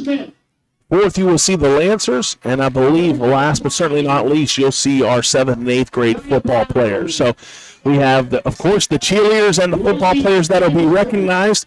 If you're looking for to fill your football bug or get your fix of football, head on down to Davis Field tomorrow as Kiski Valley will take on Franklin Regional in several key playoff battles or battles for playoff positioning. The first game will begin at 12 o'clock as the Mites will take on the Little Panthers. At 1 o'clock, the Cadets will take on the Cubs. At 2:30, the Knights will take on the Leopards. And at 4:45, the Lancers will take on the Panthers. So I'm going to turn it back over to Hall of Famer Denny Rupert as he recognizes all of our youth players. Skylar Baker and Abby Gans. The coaches, head coach Don Mellinger, junior coaches Emma Mellinger, Ali Zabinski, and Bailey Davis. Now for the Knights cheer. Taylor Jones, Brianna Davis, Lily Taylor, Vivian Baum, Eliora Reed, Madison Walker, Kalia Shabandi, Miranda Clausen, and Carson McWilliam. Coached by Amanda Jackson with junior coaches Maddie Slomka and Allie Booker.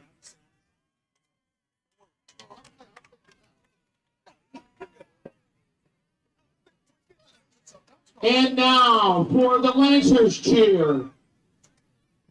Jaden Richards, Mia Holmes, Lexi Gardone, Kira Roddy, Olivia Templeton, Caitlin Montgomery, Lauren Smith, Kalea Gonzalez, Brianna Rice, Alexis Resnick, Mallory Palumbo.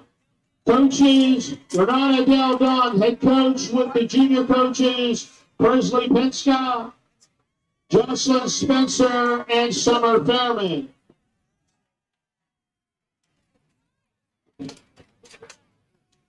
Those are the Kiski Valley Lancer cheerleaders. Now let's meet the Kiski Valley Lancer football players. Number 1, Colton Henry. Number 3, Alan Franklin. Number 5, Alexander Booker. Number 6, Charlie Kirk. Number 10, Jace Doman. Number 11, Giovanni Stango. Number 12, Wyatt Ripple. Number 13, Kamari Hutchison. Number 14, Brantley Reed. And number 15, Justin Flem. Now let's move on to our 2021 Kiski Valley Cadets. Number 1, Drew Harris. Number 2, Damon McNeil. Number 3, Carter Woods. Number 4, Maddie Osorio. Number 5, Camden Daly. Number 7, Louis Harshman. Number 9, Gavin Dodd. Number 11, William Klein. Number 13, Silas Mayo. Number 14, Liam Lockhart. Number 17, Tyler Moore. Number 18, Gavin Joris. Number 19, Michael Roddy. Number 20, Zachary Mensa.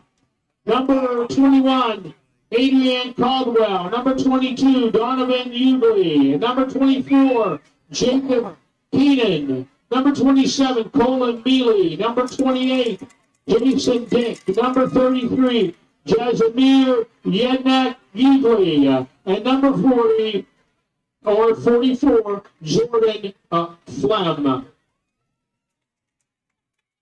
Head coach for the Cadets, Jermaine Ugley, with his assistants Ryan Osorio, Reese Johnson, and Josh Woods. For the Mites, the head coach was Justin Henry, with his assistants Ryan Booker, Tony Schaefer, and Steve Kirk. Now for the Kiski Valley Knights. They're undefeated at 6-0. Number 1, Trey Hartle. Number 2, Donovan Delich. Number 3, Gavin Murphy. Number 4, Lamar Thompson Jr. Number 5, Landon Heckler. Number 6, McCoy Johnson. Number 7, Desmond Chambers. Number 8, Paxton Knoll. Number 12, Giovanni Booker. Number 14, Kobe Artman. Number 18, Braden Gans. Number 19, DeMonte Chambers. Number 20, DeAndre Chambers. Number 22, Hunter Oaks. Number 24, Marley Carter. Number 25, Keontae Frank. Number 30, Paul Hans.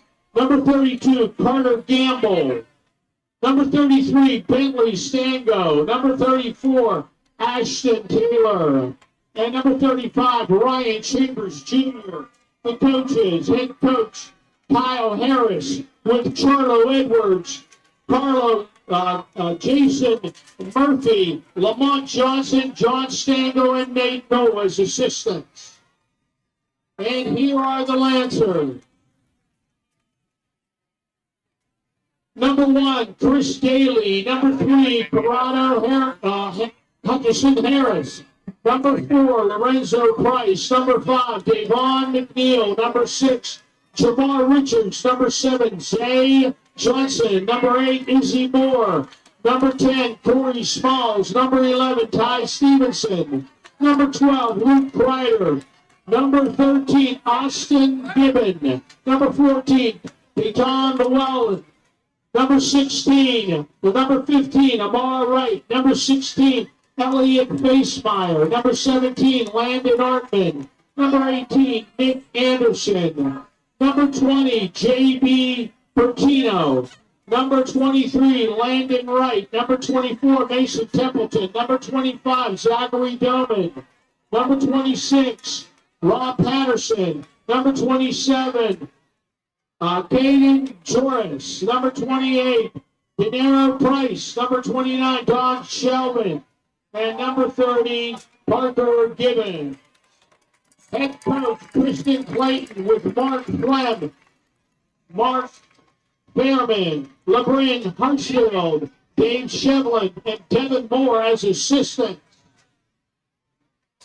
And now for our Kiski area middle school cheer team. Macy Adams,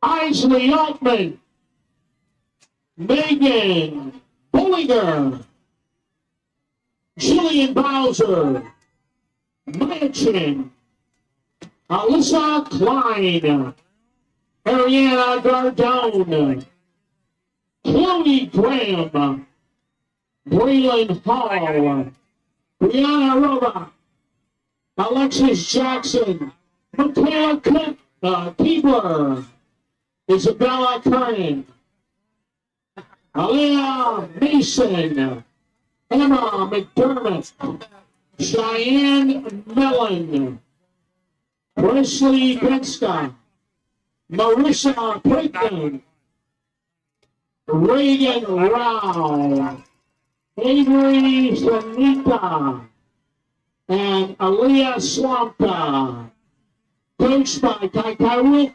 Wilkinson. Those are our Kiski area middle school cheerleaders. And now for our Kiski middle school football players, number 3, Connor Brown. Number 7, Robert Sarno. Number 9, Jacob Patterson. Number 10, Adam Shirley. Number 13, Tegan Shirley. Number 14, Andrew Finney. Number 16, Tyler Davis. And number 17, Josh Stalls.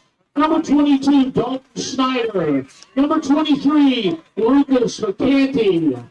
Number 26, Stephen Kelleher. Number 27, Dominic Rowland. Number 28, Connor Sabidra. Number 35, Mary Gonzalez. Number 50, Colin Fritz. Number 52, Brady Tobin. Number 53, Eugene Young. Number 54, Wilson Spencer. Number 55, Logan Griffin.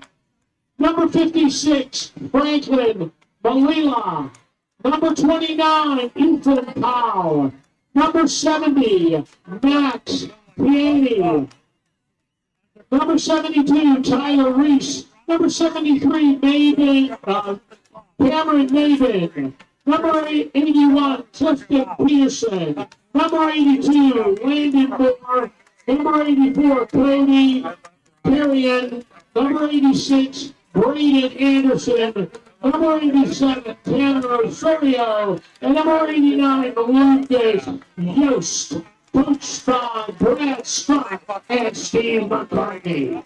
Ladies and gentlemen, our future Kiski area cheerleaders and football players.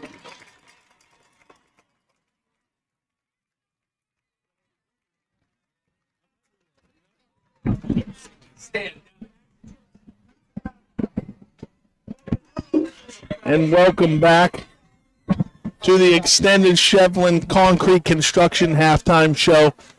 No insult to the older players, and certainly no insult to the Kiski area band, but that has to be my favorite halftime show.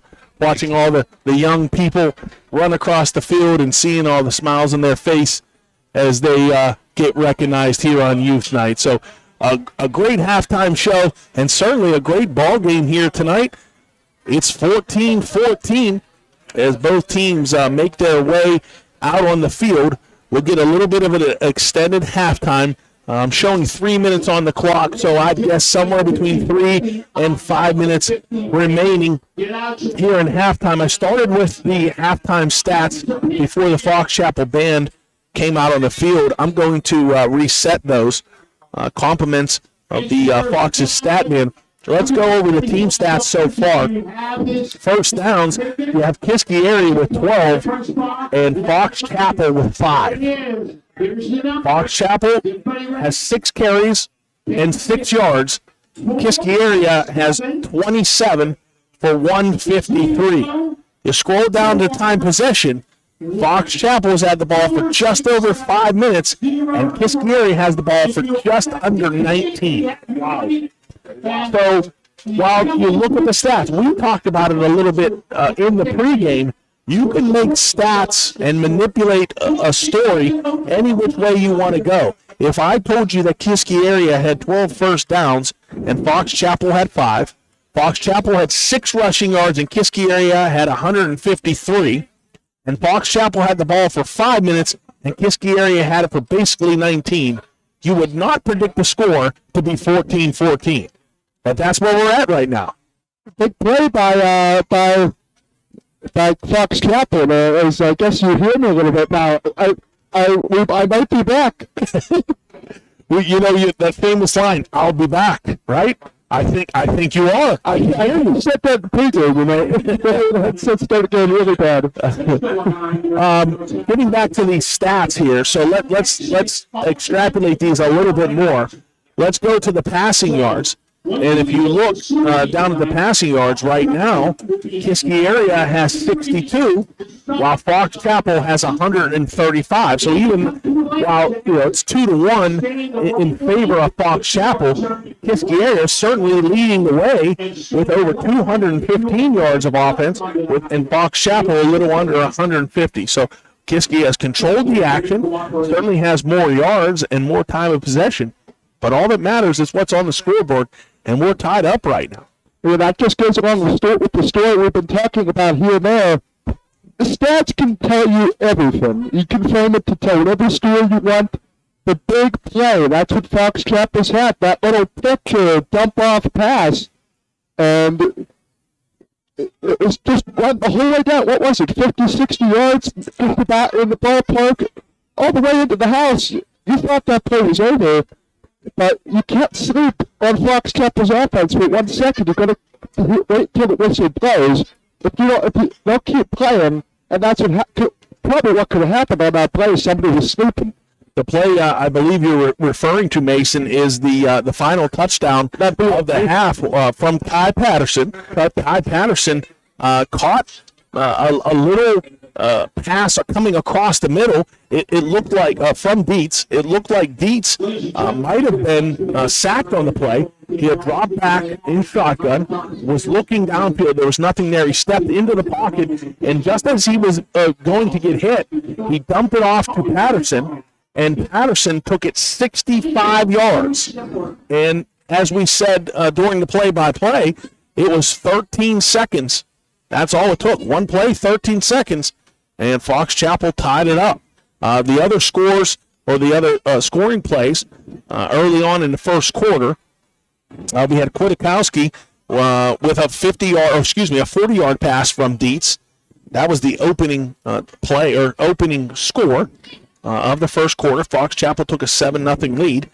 Brock Wilkins responded for the Cavaliers on the next possession as he scored from 2 yards out to tie it at 7. A little bit later, about 8 minutes later, Logan Johnson was able to connect with LeBrin Smith from 43 yards out to give the Cavaliers their first lead of the night, 14-7. And as we said, Kai Patterson tied it up at 14 with just over a minute remaining in the second quarter. So that's where we are right now. So far, the Cavaliers getting it done, as I said, on both sides, on the offensive side, from rushing and receiving. Logan Johnson was 4 of 6 for 62 yards. On the ground, Logan Johnson led the way with 9 carries for 63 yards, while Brock Wilkins carried the ball 11 times for 60 yards.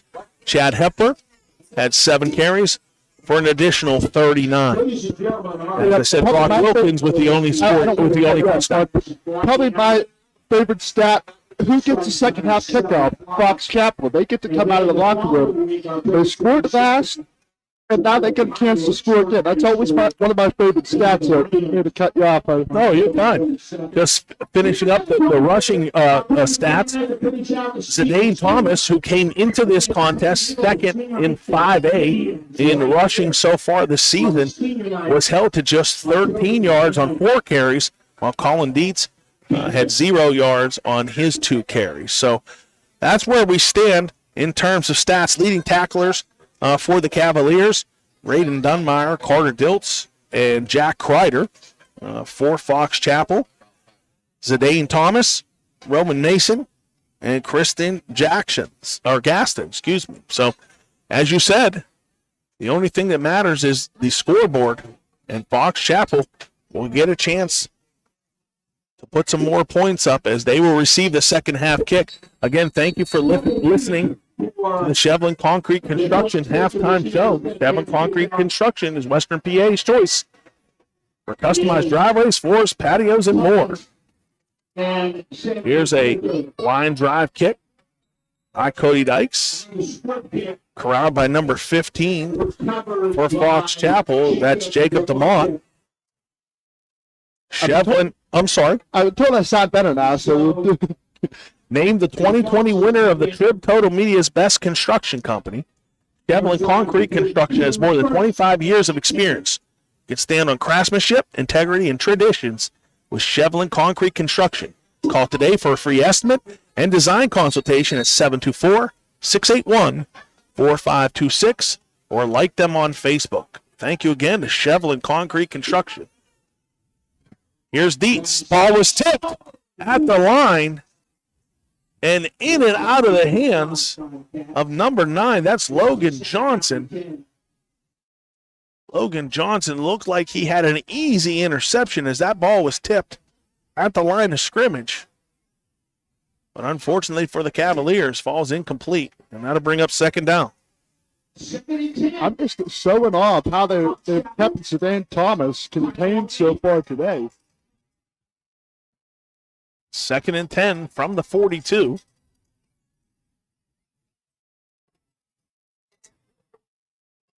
Here's a handoff to Thomas across the 45. Up to maybe the 47. Call it a gain of 5 on the play. That'll bring up 3rd and 5. From the 47. And off again is to Thomas. Thomas shakes out of a tackle across midfield. And good enough for a Fox Chapel first down. Always want to convert on that first down coming out of the locker room in the third quarter. An impressive run by Zidane Thomas. As you saw him emphatically signal towards the Cavalier end zone. And a new set of downs for Fox Chapel. Here's Thomas again. Thomas. Tough running through the middle of that line. As he works his way up to the 42-yard line. And a pickup of about 5. Here's Fox Chapel in the no huddle. And here's Thomas again. And Thomas will gain nothing there. It looked like Braden Dunmeyer was in on the tackle there. Thomas possibly Sam Coleman. Thomas having a good run to coming out of the locker room in the third quarter. That's something that didn't really work back in the first half for the Foxes. Fox Chapel moving quickly here, 3rd and 5 from the 41. Here's Dietz looking left, fires. It's caught at the 35, but a flag in on the play. The catch was good enough for a first down. But we'll see what this flag is. That's going to go against the Foxes. So what would have been a new set of downs will now turn into a 3rd and long for Fox Chapel. That ball will be pushed back to the Fox Chapel 40-yard line. And it's a 3rd and extremely long. Called about 18. 24. Make it 24 as that first down marker is inside the 40-yard line on the Cavaliers side. So Dietz will have to go a long way. Man in motion. That's Kwiatkowski. And Dietz is going to fire one in and out of the hands of a diving Kai Patterson. Great effort by Patterson on that play. But I believe it still would have been short of the marker. As I said, that marker was close to the 35-yard line.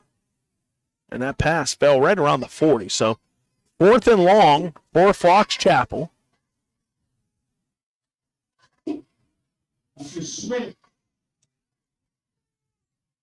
Punt is a wobbly one. That's Danino approaching as he backs away. And the ball rolls inside the 25. So no return by Dom Danino. And the Cavaliers will take over 1st and 10 from the 24.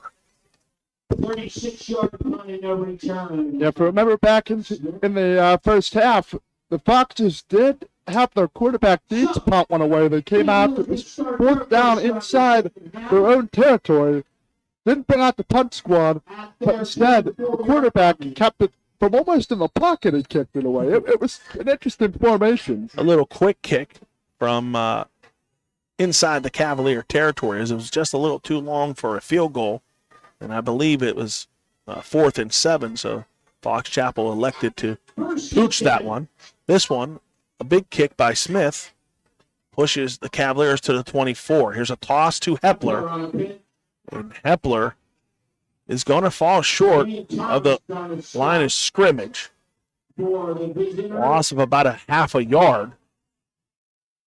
No gain for the home. We'll call it a 2nd and 10. After some early success by C.J. Hepler, he's found it a little tougher to run on his last few. He picked up 39 yards on the ground in the opening half, but it's been tough sledding on his last 2 or 3 runs. Here's 2nd and 10. Johnson looking to throw. He's going to fire to Heinley, and Heinley with a big catch at the 46-yard line. Great job by Calvin Heinley. One-on-one coverage with Christian Gaston. And Heinley won that battle. But that's the story of the night right now. How good is your next man up with Hilty out? Who's going to fill those shoes? We mentioned Heinley in the pregame show, and there he was right there for rounding one in. Somebody's going to step up, and who's trying to fill the shoes? We saw it with the Bryn Smith getting the touchdown in the opening half, and as you said, there's Calvin Heinley giving the Cavaliers a new set of downs. Here's Brock Wilkins, cross midfield to the Fox Chapel 49-yard line. Pick up a 4. 4-yard gain. Let's go. So that'll give Kiski area a 2nd and 6. We're less than 8 minutes remaining in the third quarter. Knotted up at 14. This is Kiski area's first drive of the second half. It started back inside the 25-yard line. Here's a toss to Hepler. Hepler going to try the right side, and he's knocked off his feet. Again, that's Kai Patterson. Wow. What a coming out of nowhere with an explosive tackle. Sent him feet overhead there. Upside down. Sending Hepler to his knees. And as I said, Hepler, not much room to run on his last 3 or 4 carries. And Kiski area would be faced with a 3rd and 6. Here's Johnson in the shotgun. He's got 3 receivers to his left. He's looking left, and as he does, flags on the play. Motion before the snap. All start against Kiski area. And that'll move the Cavaliers back to the 46-yard line. And that'll bring up a 3rd and 11. They just had something going, and now shoot yourself in the foot there on his first drive in the second. A tough pill to swallow. 6:33 and rolling in the third quarter. Here's Johnson looking downfield. Nobody's open. He avoids a tackler. He's still on his feet. Across the 50, across the 40. Makes another move across the 30, and he's brought down around the 28-yard line. And a tremendous run to give Kiski area a first down. Now, Mark, I don't know if you picked up what I did. He looked like he was limping a little bit, maybe. Limping, or honestly, I don't know, maybe a few jump cuts, trying to needle his way through, if you will. It will be interesting to see because it was kind of unorthodox as he was kind of hopping around there. But great job, nonetheless, to pick up about 19 yards. Let's see as he comes off the field. Indeed, you may be right, Mason. Looks a little more ginger than normal. Either way, the change of speed and then giving it all out there to get that first down and much more. Timeout on the play. We'll take a quick one here with 5:43 remaining. Your score is 14-14. You're listening to the High Top Sports Network. Gross Embroidery and Sign Shop is the official clother of High Top Sports Network and is a family-owned company that can handle all your custom embroidery, custom sign, and laser engraving needs. Located at 409 4th Street in downtown Fort City, Gross Embroidery and Sign Shop can create sports and career apparel to the exact specifications of your organization. Their laser engraving department can put your logo or design on glasses, tumblers, insulated cups, signs, coffee cups, and more. Call Gross Embroidery and Sign Shop at 724-763-2461 today. Welcome back to the action here at Richard Diltz Field. That timeout was taken by the Cavaliers, so that's their first of the second half. 1st and 10 for Kiski area from the 28 with 5:43 remaining. Cavaliers in a tight formation. Direct snap to Wilkins. Wilkins works his way up the left side. And he's tackled around the 20. I believe that's by number 3, Zidane Thomas. Thomas on the stop. 2nd down and 4. Wilkins slid his way towards the 20. But that ball is spotted at the 22. So we'll call it 2nd and 4 for Kiski area. Logan Johnson is back at quarterback. LeBrin Smith out wide, nearest to us. And the handoff, fake handoff, is going to go to Wilkins. And it's a toss to Diltz.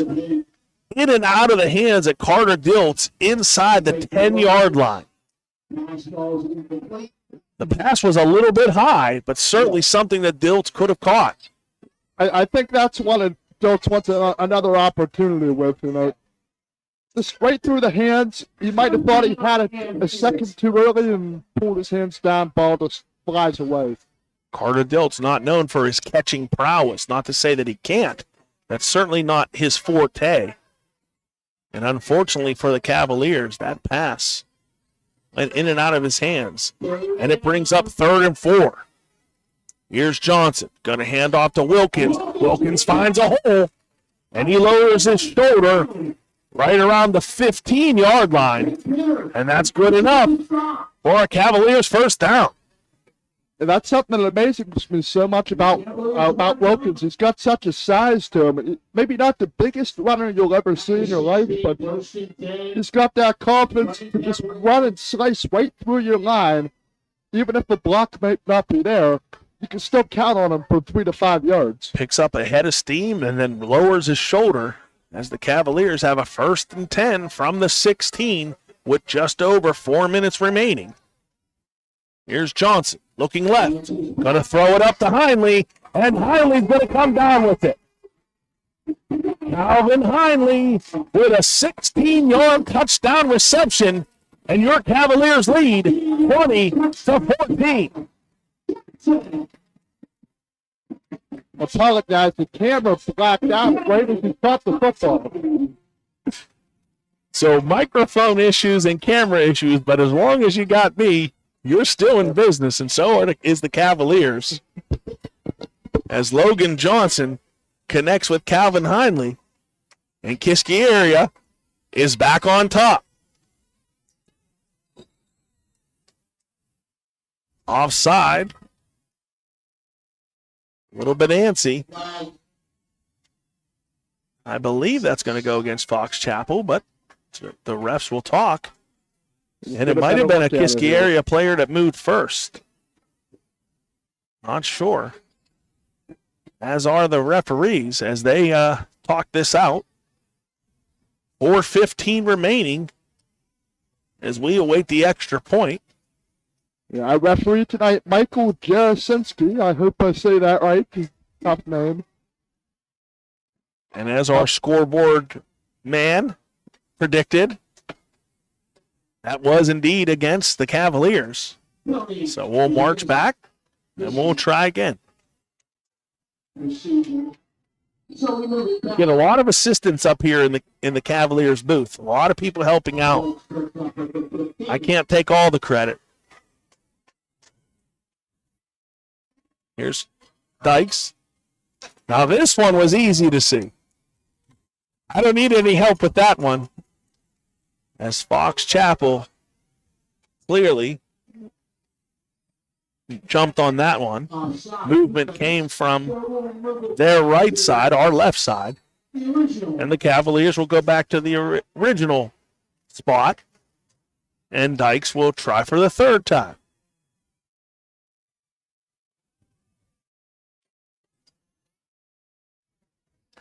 That's Calvin Heinley. Set the hold. Ball is down, kick is up. And finally, we have an extra point. So with 4:15 remaining in the 3rd quarter, Kiski area leads 21-14. That drive was 9 plays, 76 yards in just over 5 minutes as Logan Johnson hooked up with Calvin Heinley. Heinley, I believe that may be his first touchdown of the season as well. We saw LeBron Smith get his first. And if my memory is correct, I believe that's Calvin Heinley's first as well. Heinley's first of the year.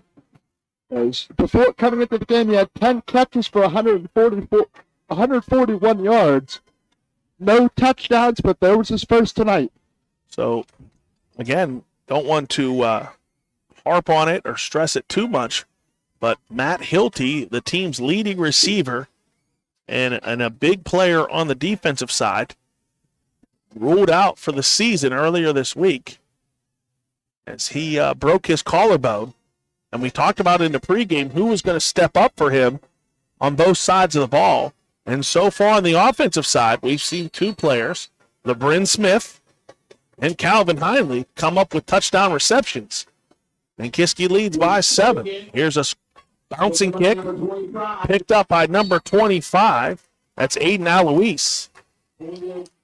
And he's brought down around the 32. I believe that might have been Eddie Coleman, number 20. Saw number 25, Landon Kusick, out there as well.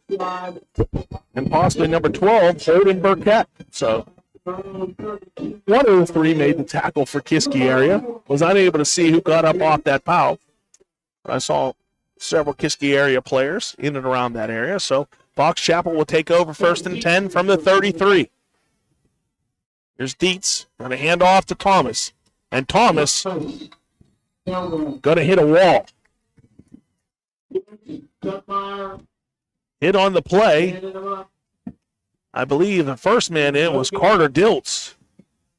Also in on the tackle was C.J. Hepler. So Thomas hit a wall quickly. That's what we talked about, that wall. Control the line of scrimmage. Kiski's done that well tonight. No gain for Thomas on the play. 2nd and 10. Here's Dietz. Going to look left. Fires. The pass is caught. Across the 40. And up to the 45-yard line.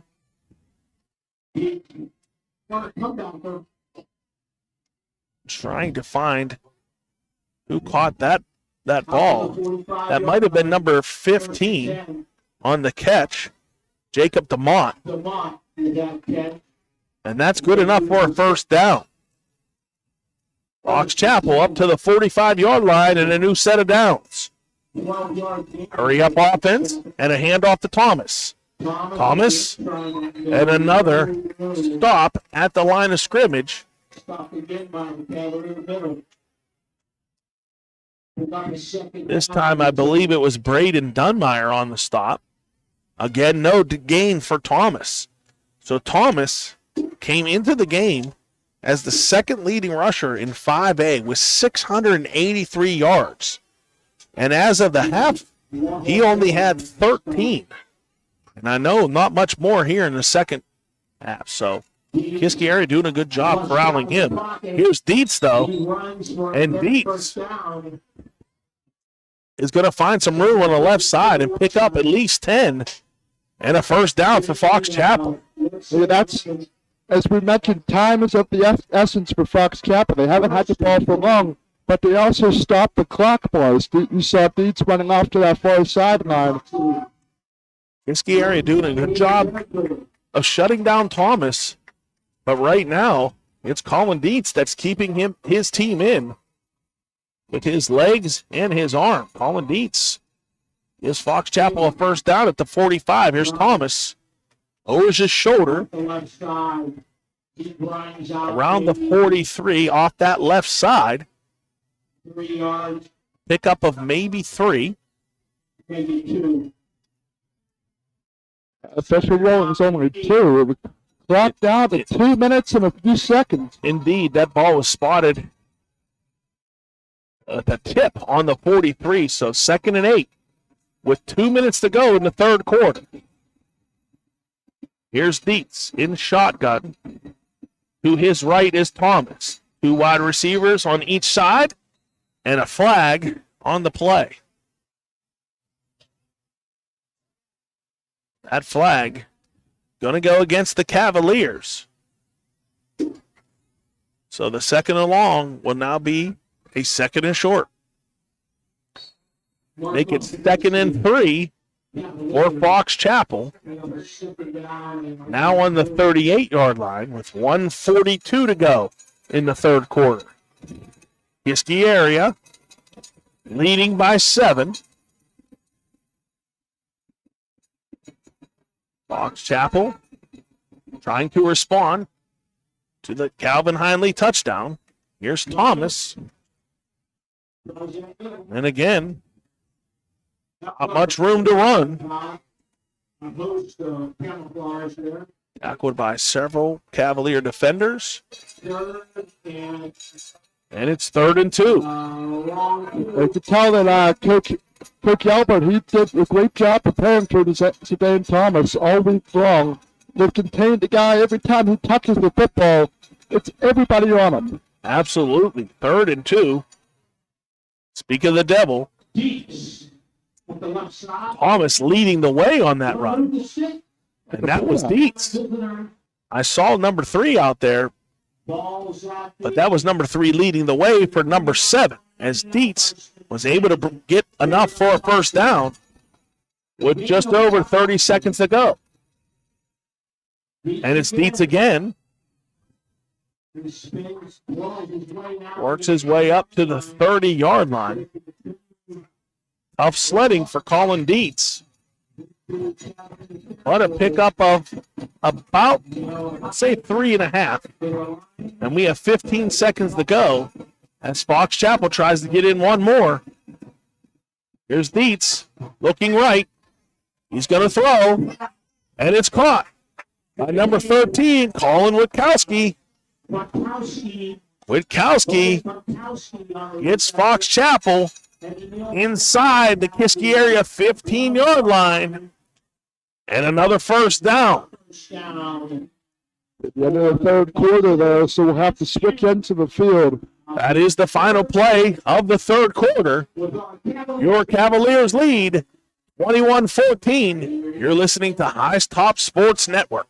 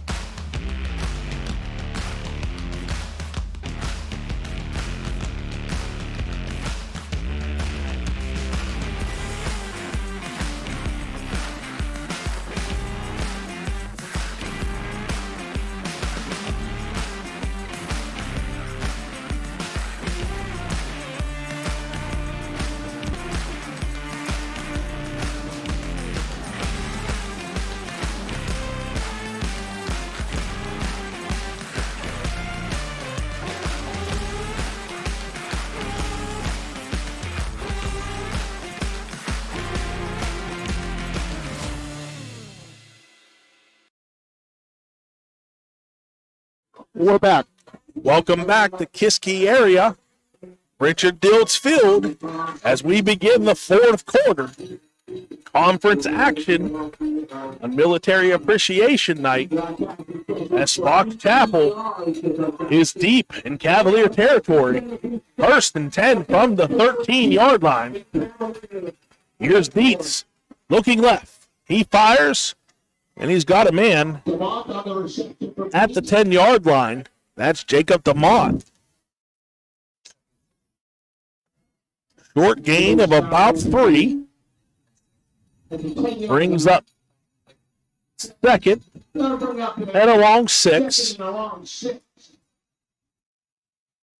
Huge opportunity here for Fox Chapel. These conference games, you definitely want to win. They got a hot start against Shiro last week. Kiski lost their first against North Hills.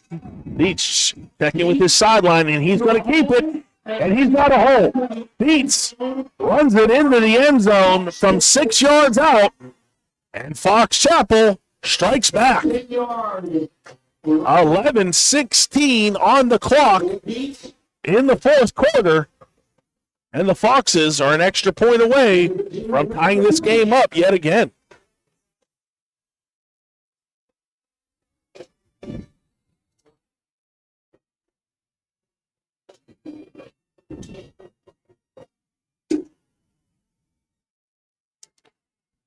Here's the extra point by Cooper Smith, and we are tied at 21. Fox Chapel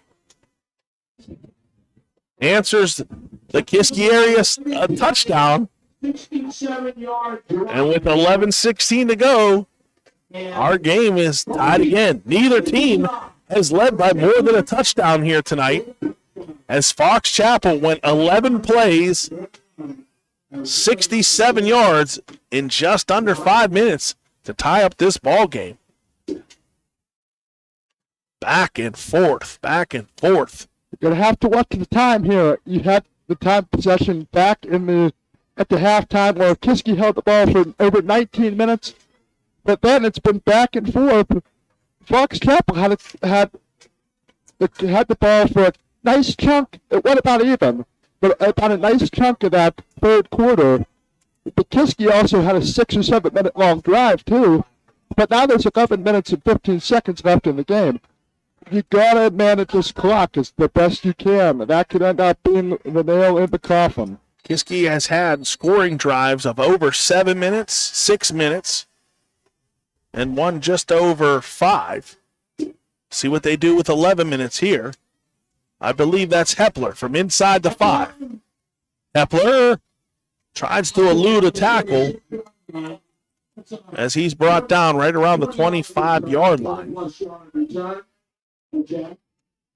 Kiski will have a 1st and 10, indeed, from the 25-yard line. At their 25-yard line, 26, let's say. 1st down. See what the Cavaliers come out with here, as their last 2 touchdowns were passes to Calvin Heinley and LeBrin Smith. We'll see if they can get the ground game going with C.J. Hepler. Brock Wilkins has done some tough running between the tackles, and indeed that's Wilkins again. Wilkins trying to find some room as he's thrown down around the 29-yard line. I was saying C.J. Hepler has been kind of stalled here in the second half, as Wilkins has been doing most of the damage between the tackles. 3 yards, 4 yards, 5 yards, inching Kiski area down the field. It seems like Wilkins likes to run up the middle a lot more, while Hepler, he'll go out around the side. But that time, Wilkins went around the side. Here's a run by Wilkins across the 30. Special guest in the booth here, my 6-year-old son, somehow worked his way in. Wish we had a third mic. Wish we had a third mic. He could have joined us. I'm sure he would have had something very interesting to say. We could have talked about his big game tomorrow, right? He's got a big game tomorrow. I'm sure he would have talked about probably the Kona Ice that he slurped down at halftime. Oh, you can't forget about that. That's the best part of halftime. 3rd and 3 for the Cavs. Here's a fake handoff. Johnson's going to keep it. He's looking. Ball is tipped, and it's intercepted. At the 34-yard line, that's number 22, Jack Visco. And Visco gives Fox Chapel tremendous field position inside the Kiski area, 35-yard line. Now here's a question that I'd love to ask Coach Rockland's sideline and his coaches right now. Do you try to get the ball in and score as quickly as possible, or do you try to eat up as much of the 9 minutes and 42 seconds left in the fourth quarter? Well, I think if you would have asked him that before the game at this scenario, he probably would have said, I'm going to give it to Thomas and wear down this defense. But Thomas has been bottled up, and it's been Dietz and more of a quick strike offense tonight. So I think he'll take points any way he can get it. Here's Dietz, and again, he's going to look downfield. He's going to dump it to Thomas. Thomas is going to work his way inside the 25 up to the 23-yard line. That should be enough for a Fox Chapel 1st down. Probably the longest play from Thomas that we've seen all night. And that one was on a pass. I would agree. An 11-yard pickup from Dietz to Thomas. Fox Chapel has a new set of downs at the 23. 9 minutes remaining in the final quarter. Here's Dietz. And Dietz is going to keep it. Behind left tackle. Dietz is knocked down around the 20-yard line. Down to the 20-yard line, game 3. Pickup of 3 or 4. We'll call it 2nd and a long 6. 8:35 and counting on the clock. Your score is tied. Fox Chapel looking to take its first lead since the opening half. Here's Dietz in the gun. He's going to keep it again. He's going to work his way around the left end. He spins his way down. And he's knocked down around the 15-yard line. Dunbar with the first hit. A yard or 2 short of the first. A lot of clock in left here with 8 minutes left right now. So just shy of the first down marker. with that run, Dietz will be faced with a 3rd and 1.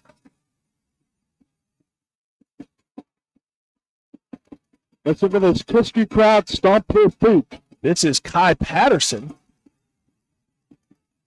behind center with Thomas to his right. Patterson's going to keep it, and Patterson going to skirt his way through across the 10 and wrangled down around the 8-yard line.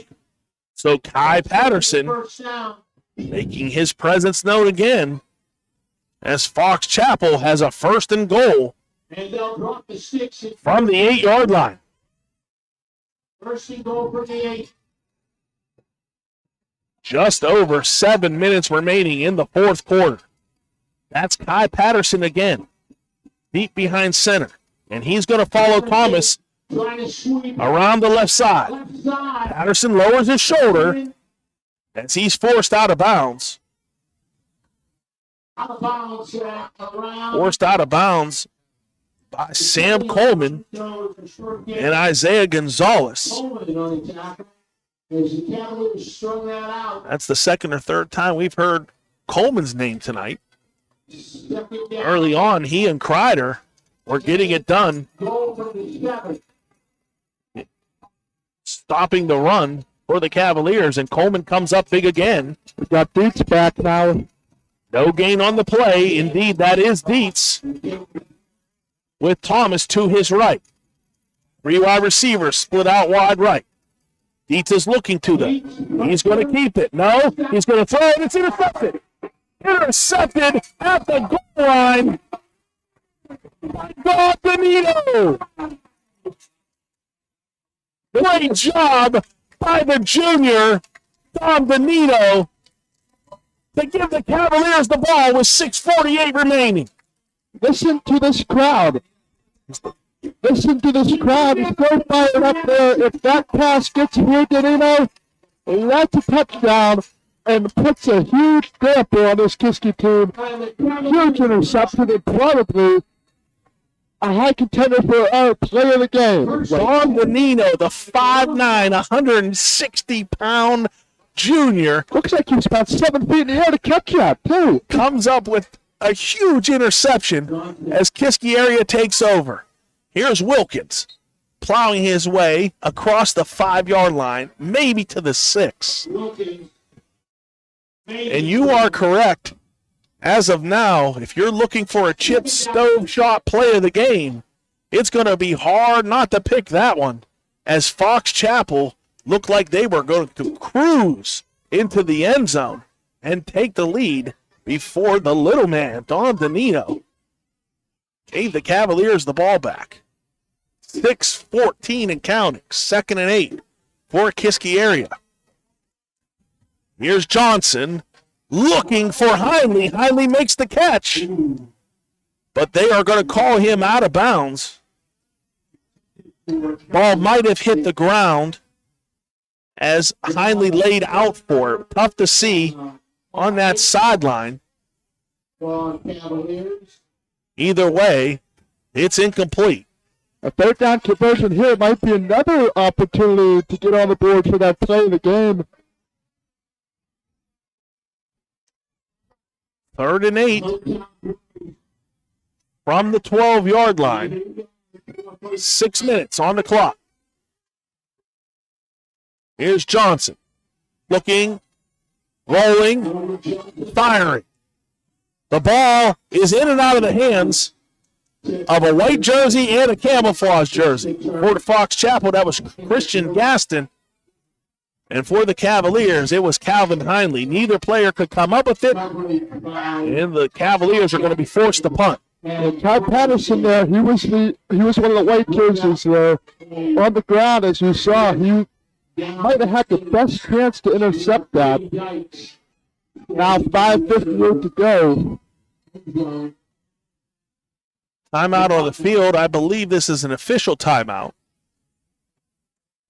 as Dykes sets up in the back of the Kiski area end zone.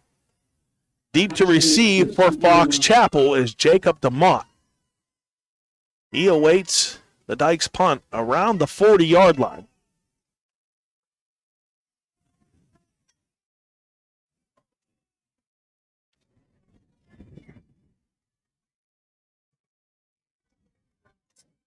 The officials talking with the Cavalier coaches on the opposite referee, side. Mike Jasinski and his crew tonight. Yep, each official talking to their respective sidelines, getting things straight. There's a discussion about how many men on the field. As we have the coaches' boxes down here, and I see them counting the players on the field. 5:58 on the clock as the officials get everything set. Kiski is going to be forced to punt from their own end zone. And again, back deep for the Foxes is Jake DeMott. Jacob DeMott awaits this Dykes punt around the 40-yard line. We'll see what the all-conference punter can get. It's a line drive. DeMott catches it around the 43, makes a move inside the 40, and he's swallowed up around the 38-yard line. So not the best punt by Cody Dykes. He might have been trying to line drive that one to get some more yards. And unfortunately for the Cavaliers, DeMott was able to come up with it. And Fox Chapel will take over with 5:46 on the clock.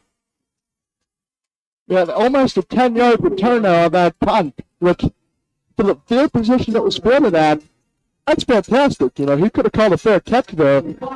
And still great position for the Foxes, but even better there with about a 10-yard return. I would like to talk to Cody Dykes and see what he did on that punt, if that was intentional or not. I mean, he typically can sky them pretty good.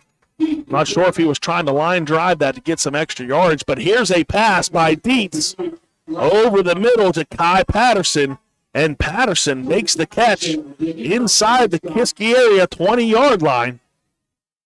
And Fox Chapel is moving, looking to strike again. They were inside Kiski territory less than 2 minutes ago, and here they are again at the Cavalier 19-yard line. Here's Dietz. Thomas to his left. Dietz is going to follow him. He's going to lower his shoulder and get knocked down around the 17-yard line, tackled by Braden Dunmeyer.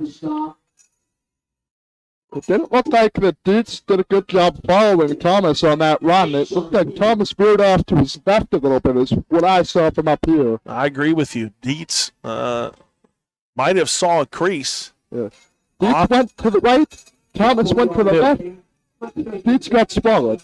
He did. Not much going there. 3-yard pickup, 2nd and 7.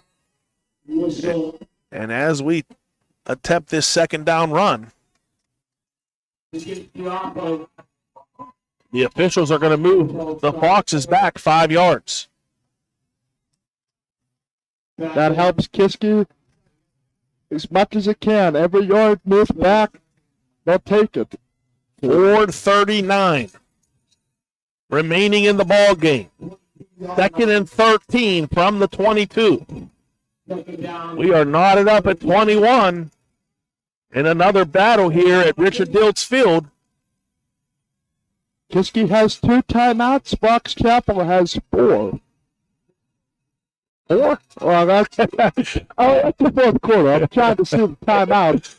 Hey, even Babe Ruth struck out every once in a while. I believe Fox Chapel has 3.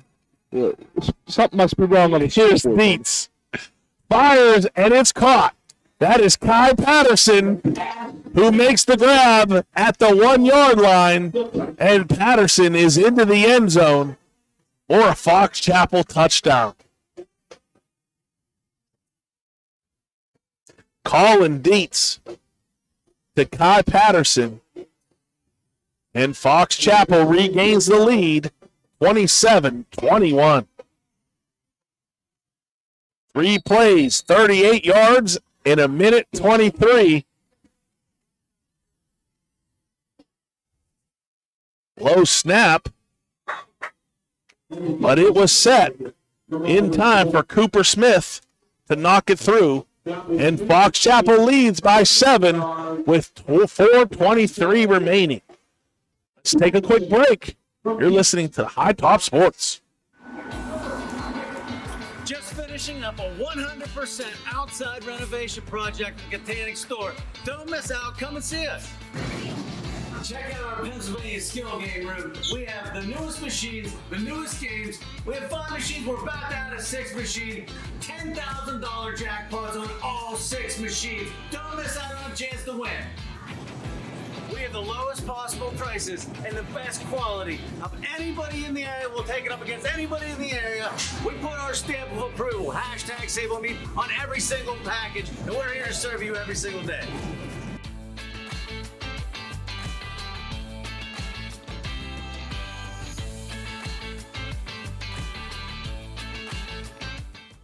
We also have chef prepared. Sorry to cut off our sponsors there, but we're back for the kick. Deep miscommunication by the Cavaliers, and it's picked up at the 1 by C.J. Hepler. Hepler avoids a tackle across the 20 and up to the 25. So miscommunication by LeBrin Smith and C.J. Hepler, and fortunately, Hepler was able to work his way up the field as the Cavaliers will take over from the 25-yard line. A little update from Statman Extraordinaire on the Fox Chapel side. Colin Dietz, so far tonight, is 10 of 15 through the air for a career-high 218 yards and 3 touchdowns, 2 of which have went to Kai Patterson. And that's where we're at right now. Fox Chapel leads on their last Patterson touchdown by 7. Here's Johnson. Going to keep it. Bowls his way across the 30. He's still going. Works his way up to about the 28, maybe the 27-yard line. Strong run by Logan Johnson. Just under 4 minutes in the fourth quarter. Kiski area has 2 timeouts as they are faced with a 2nd and 4. Second down and a long 3 for our hometown Cavaliers. Here's Johnson. Looking left. Throws left. That's caught by Danino, I believe. That catch by Don Danino. Up to the 38-yard line and good enough for a Cavalier first down. Danino there tried to get out of bounds, but tripped up by Fox Chapel. Good job by them, as now the clock continues to roll after they set the chains down. Not a long stoppage play. Good throw and catch for the Cavaliers to pick up a new set of downs with just over 3 minutes remaining. Here's Johnson. Got a hand off to Wilkins. Wilkins tripped up as he crosses the 40. And we'll spot the ball at the 42. 2nd and 6. To bring up 2nd and 6. 2:45 and counting. Cavaliers trailing by 7. Looking for their first conference victory of the year. Kiski area suffered a heartbreaking conference opening loss last week to North Hills. And here's Johnson down the right sideline. He was looking for Heinley, but great coverage by Kristen Gaston. Gaston running stride for stride with Heinley. And the Cavaliers are faced with 3rd down. With that jump and reaching over with the hand, tapping that ball away. If not, Heinley could be in the end zone or tackled and around the 10 maybe. 3rd and 6 for the Cavaliers from the 42. As I said, the Cavaliers looking for their first conference victory, crushing 14-10 defeat in the closing minutes of the game last week against North Hills, and another nail biter here as Johnson tries to find some room on the left side, and he's not going to get much, if any. Maybe back to the line of scrimmage, and the Cavaliers will be faced with a 4th and 5.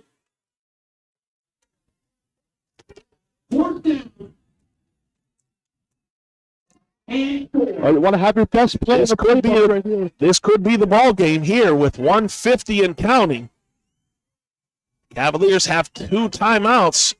They have got to get across the 48 for a first down. Johnson is looking, he's throwing, and it's intercepted. It's intercepted by Zidane Thomas.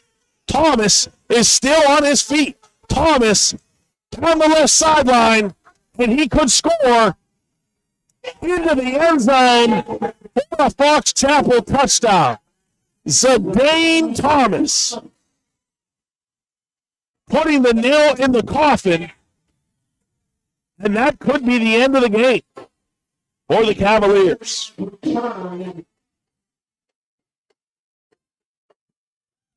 With 1:28 remaining, Zidane Thomas picks off the pass and works his way down the left sideline to give Fox Chapel a 34-21 lead. Wow, no, not many words there, but throwing it to double coverage. The defenders made an X to meet right where the receiver was. Thomas pulls it away, and great blocking efforts by Fox Chapel. Cooper Smith sails it through again. And the Cavaliers trail by 14, their largest deficit of the evening. Oh, that's a heartbreaker now. You heard this loud and proud Kiski fan section right in front of us all night long. Dead quiet right now, Mark. It's just a tough one to swallow here as conference play starts up. You are right, as many Cavaliers fans work their way down the bleachers and towards the exits. Kiski area found themselves tied at 21. Fox Chapel was driving to take the lead, and Dom Donito came up with a huge interception just inside the end zone. Momentum had quickly switched back to Kiski area's side. But a quick 3 and out. Kiski was forced to punt, and Fox Chapel answered as Dietz connected with Patterson to get a 7-point lead. Kiski area then took their next possession, and a Logan Johnson pass was intercepted by Zidane Thomas, and that's where we are. The Cavaliers trail by 14. Ball was caught at the 4-yard line. Kiski returner is still on his feet. I apologize, I cannot see the number. Great return on the play. That's who I thought it was as well. And as he makes his way to the sideline, you are correct. That was C.J. Hepler on the return. I'll give him credit. You don't give up in a game like this. You got time on the clock. You got to get down the field pretty quickly. You're right. Then an offside kick. It's not over, but it's a very, very steep mountain to climb at this point. For sure, C.J. Hepler giving all he can on that return and came off a little slow as the Cavaliers will take over on the 37. Here's Johnson scrambling, buying some time, and he's going to be wrapped up around the 39-yard line by Roman Mason. Kiski area hurries to the line. 1 minute on the clock. 2nd and 7. Here's Johnson looking left. Fires short. That pass intended for LeBrin Smith. And with 51 seconds on the clock, Kiski area will be faced with a 3rd and 7. Well, here we go. What I called quiet a moment ago it's now almost as if nobody's here at all. Local paper predicted Kiski area would sneak out a 3-point lead, and it certainly looked like that was going to be the type of ball game that we had. But the dam burst, and Fox Chapel now leads by 14. Here's a throw intended on the far side for Hindley, and it falls short, which brings up 4th and 7 with 47 seconds to go. So barring a miracle, Kiski area will fall to 5-2 overall, and more importantly, 0-2 in the conference. That's a tough one there. The 0-2, and now Fox Chapel climbing up the standings after especially that hot start to this season. Fox Chapel will improve to 4-3 overall and a perfect 2-0 in the conference. Here's Johnson looking, avoids a tackle, still on his feet, still looking, throws it to the sideline, and it falls incomplete with 38 seconds to go. Yeah, I think I saw that little bit of a hobble again that I picked up on earlier. Logan Johnson unable to connect. And Kiski area will turn the ball over on downs with 38 seconds to go. 35-21 Fox Chapel leads. We're 1-0 away from ending this one tonight. When we start talking about playoffs and after the regular season, these are the games you have to win. And now Kiski, next week, you got to mark that up as a must-win here. They've got a tough conference schedule ahead of them.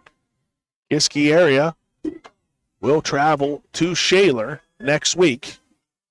The Shaler lost to Fox Chapel back last week, so he lost 28-14 to Fox Chapel last week, as you said. You got to have a bounce-back week next week. Fox Chapel going to ride out the high note. So Cavaliers will look to get back to their winning ways. As you said, they started off the season a perfect 5-0 in non-conference play, but will fall in 0-2 after losing to North Hills in a crushing 4-point loss, and tonight to Fox Chapel by 14. There's the final kneel down by Dietz, and indeed, that's the final game. That's the final play of the game. Wow. Kiski area falls in the conference opener 35-21. Well, we'll have to come back and talk about and give it a wrap up and everything. It's a tough night for Kiski fans as they head out of the stadium. Yeah, as you said, it's going to be a difficult decision for us. Josh Schreckengoss and I had the same situation last week. Tough to come up with a play of the game and player of the game in a losing effort. But we'll do that. So let's take a quick break, and we'll come back with a little post-game. We'll wrap up some of the final stats and get you set for next week's action. You're listening to the home of Cavalier football, High Top Sports Network. Protecting the things you love and how you do so is among the most important decisions you'll ever have to make. TGIF Solutions can provide you with the peace of mind by supplying answers to all of your insurance needs, whether it be home, auto, business, life, or farm coverage. Contact the team at the Shellhammer Atwood Agency today in West Katanning to be sure that you, your loved ones, and the things that matter most stay safe when it matters the most. TGIF Solutions, insurance for what matters. Just finishing up a 100% outside renovation project at the Katanning store. Don't miss out. Come and see us.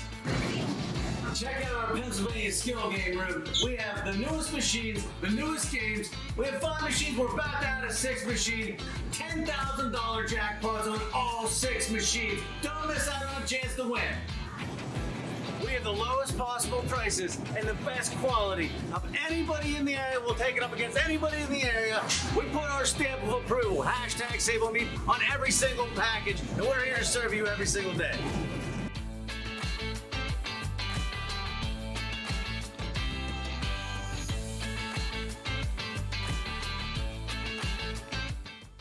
We also have chef-prepared, chef-called prepared sushi, everyday fresh, and Sushi Wednesday, $5 sushi rolls, and you can win by liking and sharing our favorite page, Sushi Madness shirt. Don't forget to check out our millions of bakery deli products that we're making fresh every day. Appreciate all the support out there.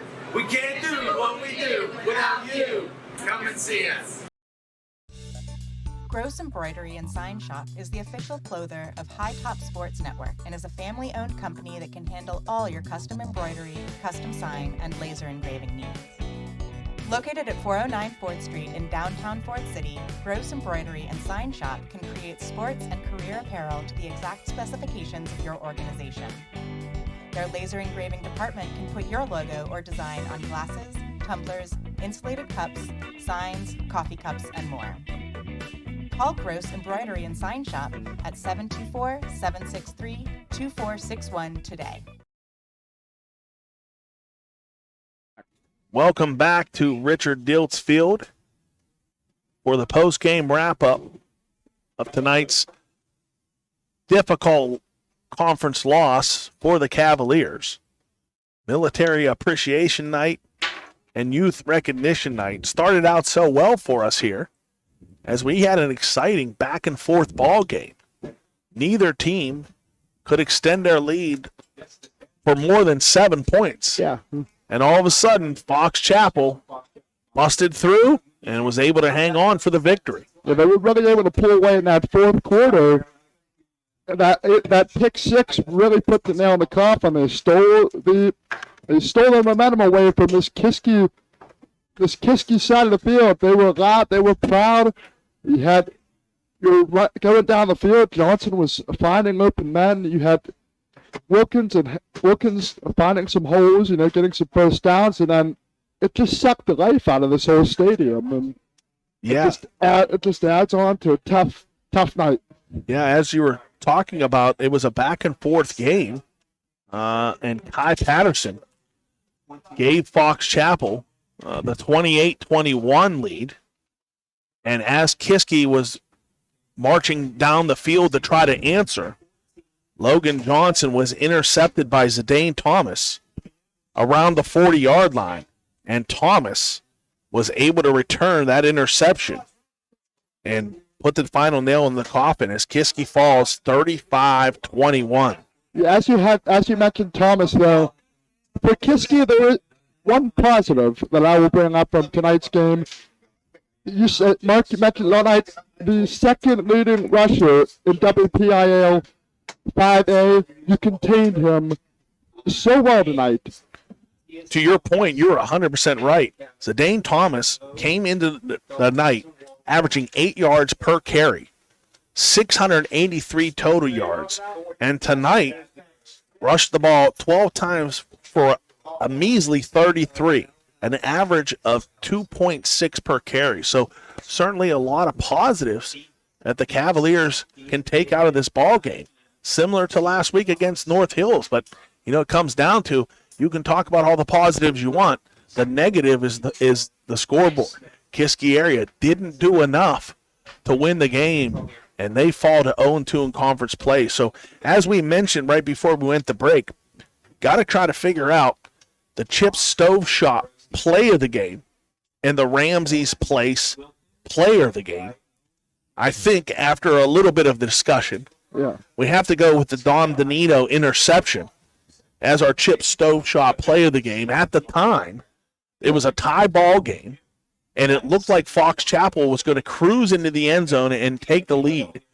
And Donito was able to come out of nowhere and intercept a pass. Yeah, I agree 100% there. You said Donino's 5'9", but as I described it in the moment, it looked like he was 7 foot tall jumping. There was two Fox Chapel receivers behind his back. If that ball gets behind him, that's another score on the scoreboard for Fox Chapel. That ball game's over a long time before it was. 1,000,000% agree with you, and that's all we would have talked about. If Kiski would have been able to come down and put any points up on the board, whether it be a field goal or touchdown, and take that lead from what would have been, a 7-point deficit, Dom Donito would certainly be the hero of this ball game. So as hard as it is to take away, some positives in a losing effort. Certainly got to commend Dom Danino on a tremendous play, and he is our Chip Stove Shop play of the game. Chip Stove Shop. If it's heat you want, they got it.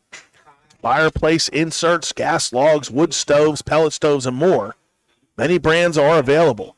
Visit their website at www.chipstoveshop.com or visit Chip at the shop located at 200 Thorn Street in Apollo. For more information, call Chip Stove Shop 724-567-7876. So Dom Danino coming up with a big play for the Cavaliers. Unfortunately, however, it was in a losing effort. So now probably an even more difficult position that we were faced with is we got to find out who is our Ramsey's Place player of the game. You know, it was a back and forth contest all night tonight. So it's tough, especially, you know, in a losing effort to come up with, you know, with a play of the game, or excuse me, a player of the game. But I think you and I, and correct me if I'm wrong, you know, we certainly enjoyed or appreciated that touchdown catch by Calvin Hine. Oh yeah, that was totally a great sight to see. You mentioned that he was one of the leaders on this, a leading receiver on this team last year. Now, maybe not have lived up to the expectations that they wanted to have throughout the season, but here we go. Now he's back. He's going to step up for the injured Hilty, and he did that a little bit tonight. And, you know, that's great to see. Maybe I'll run her up LeBrin Smith, you know. Maybe we'll see him. I agree with you there. Later on in the season. Yeah, LeBrin Smith, he caught his first touchdown pass of the evening, a 43-yard pass from Logan Johnson that was tipped out of the air by Kai Patterson, as LeBrin Smith was the favorite intended target for Logan Johnson earlier in the evening. But I think we settled on Calvin Heinley as our Ramsey's Place player of the game, as Heinley put the Cavaliers up 21-14. Well, we'll get him freshened up, and we'll see him down at Shaver next week. Calvin Heinley scored his first touchdown of the evening.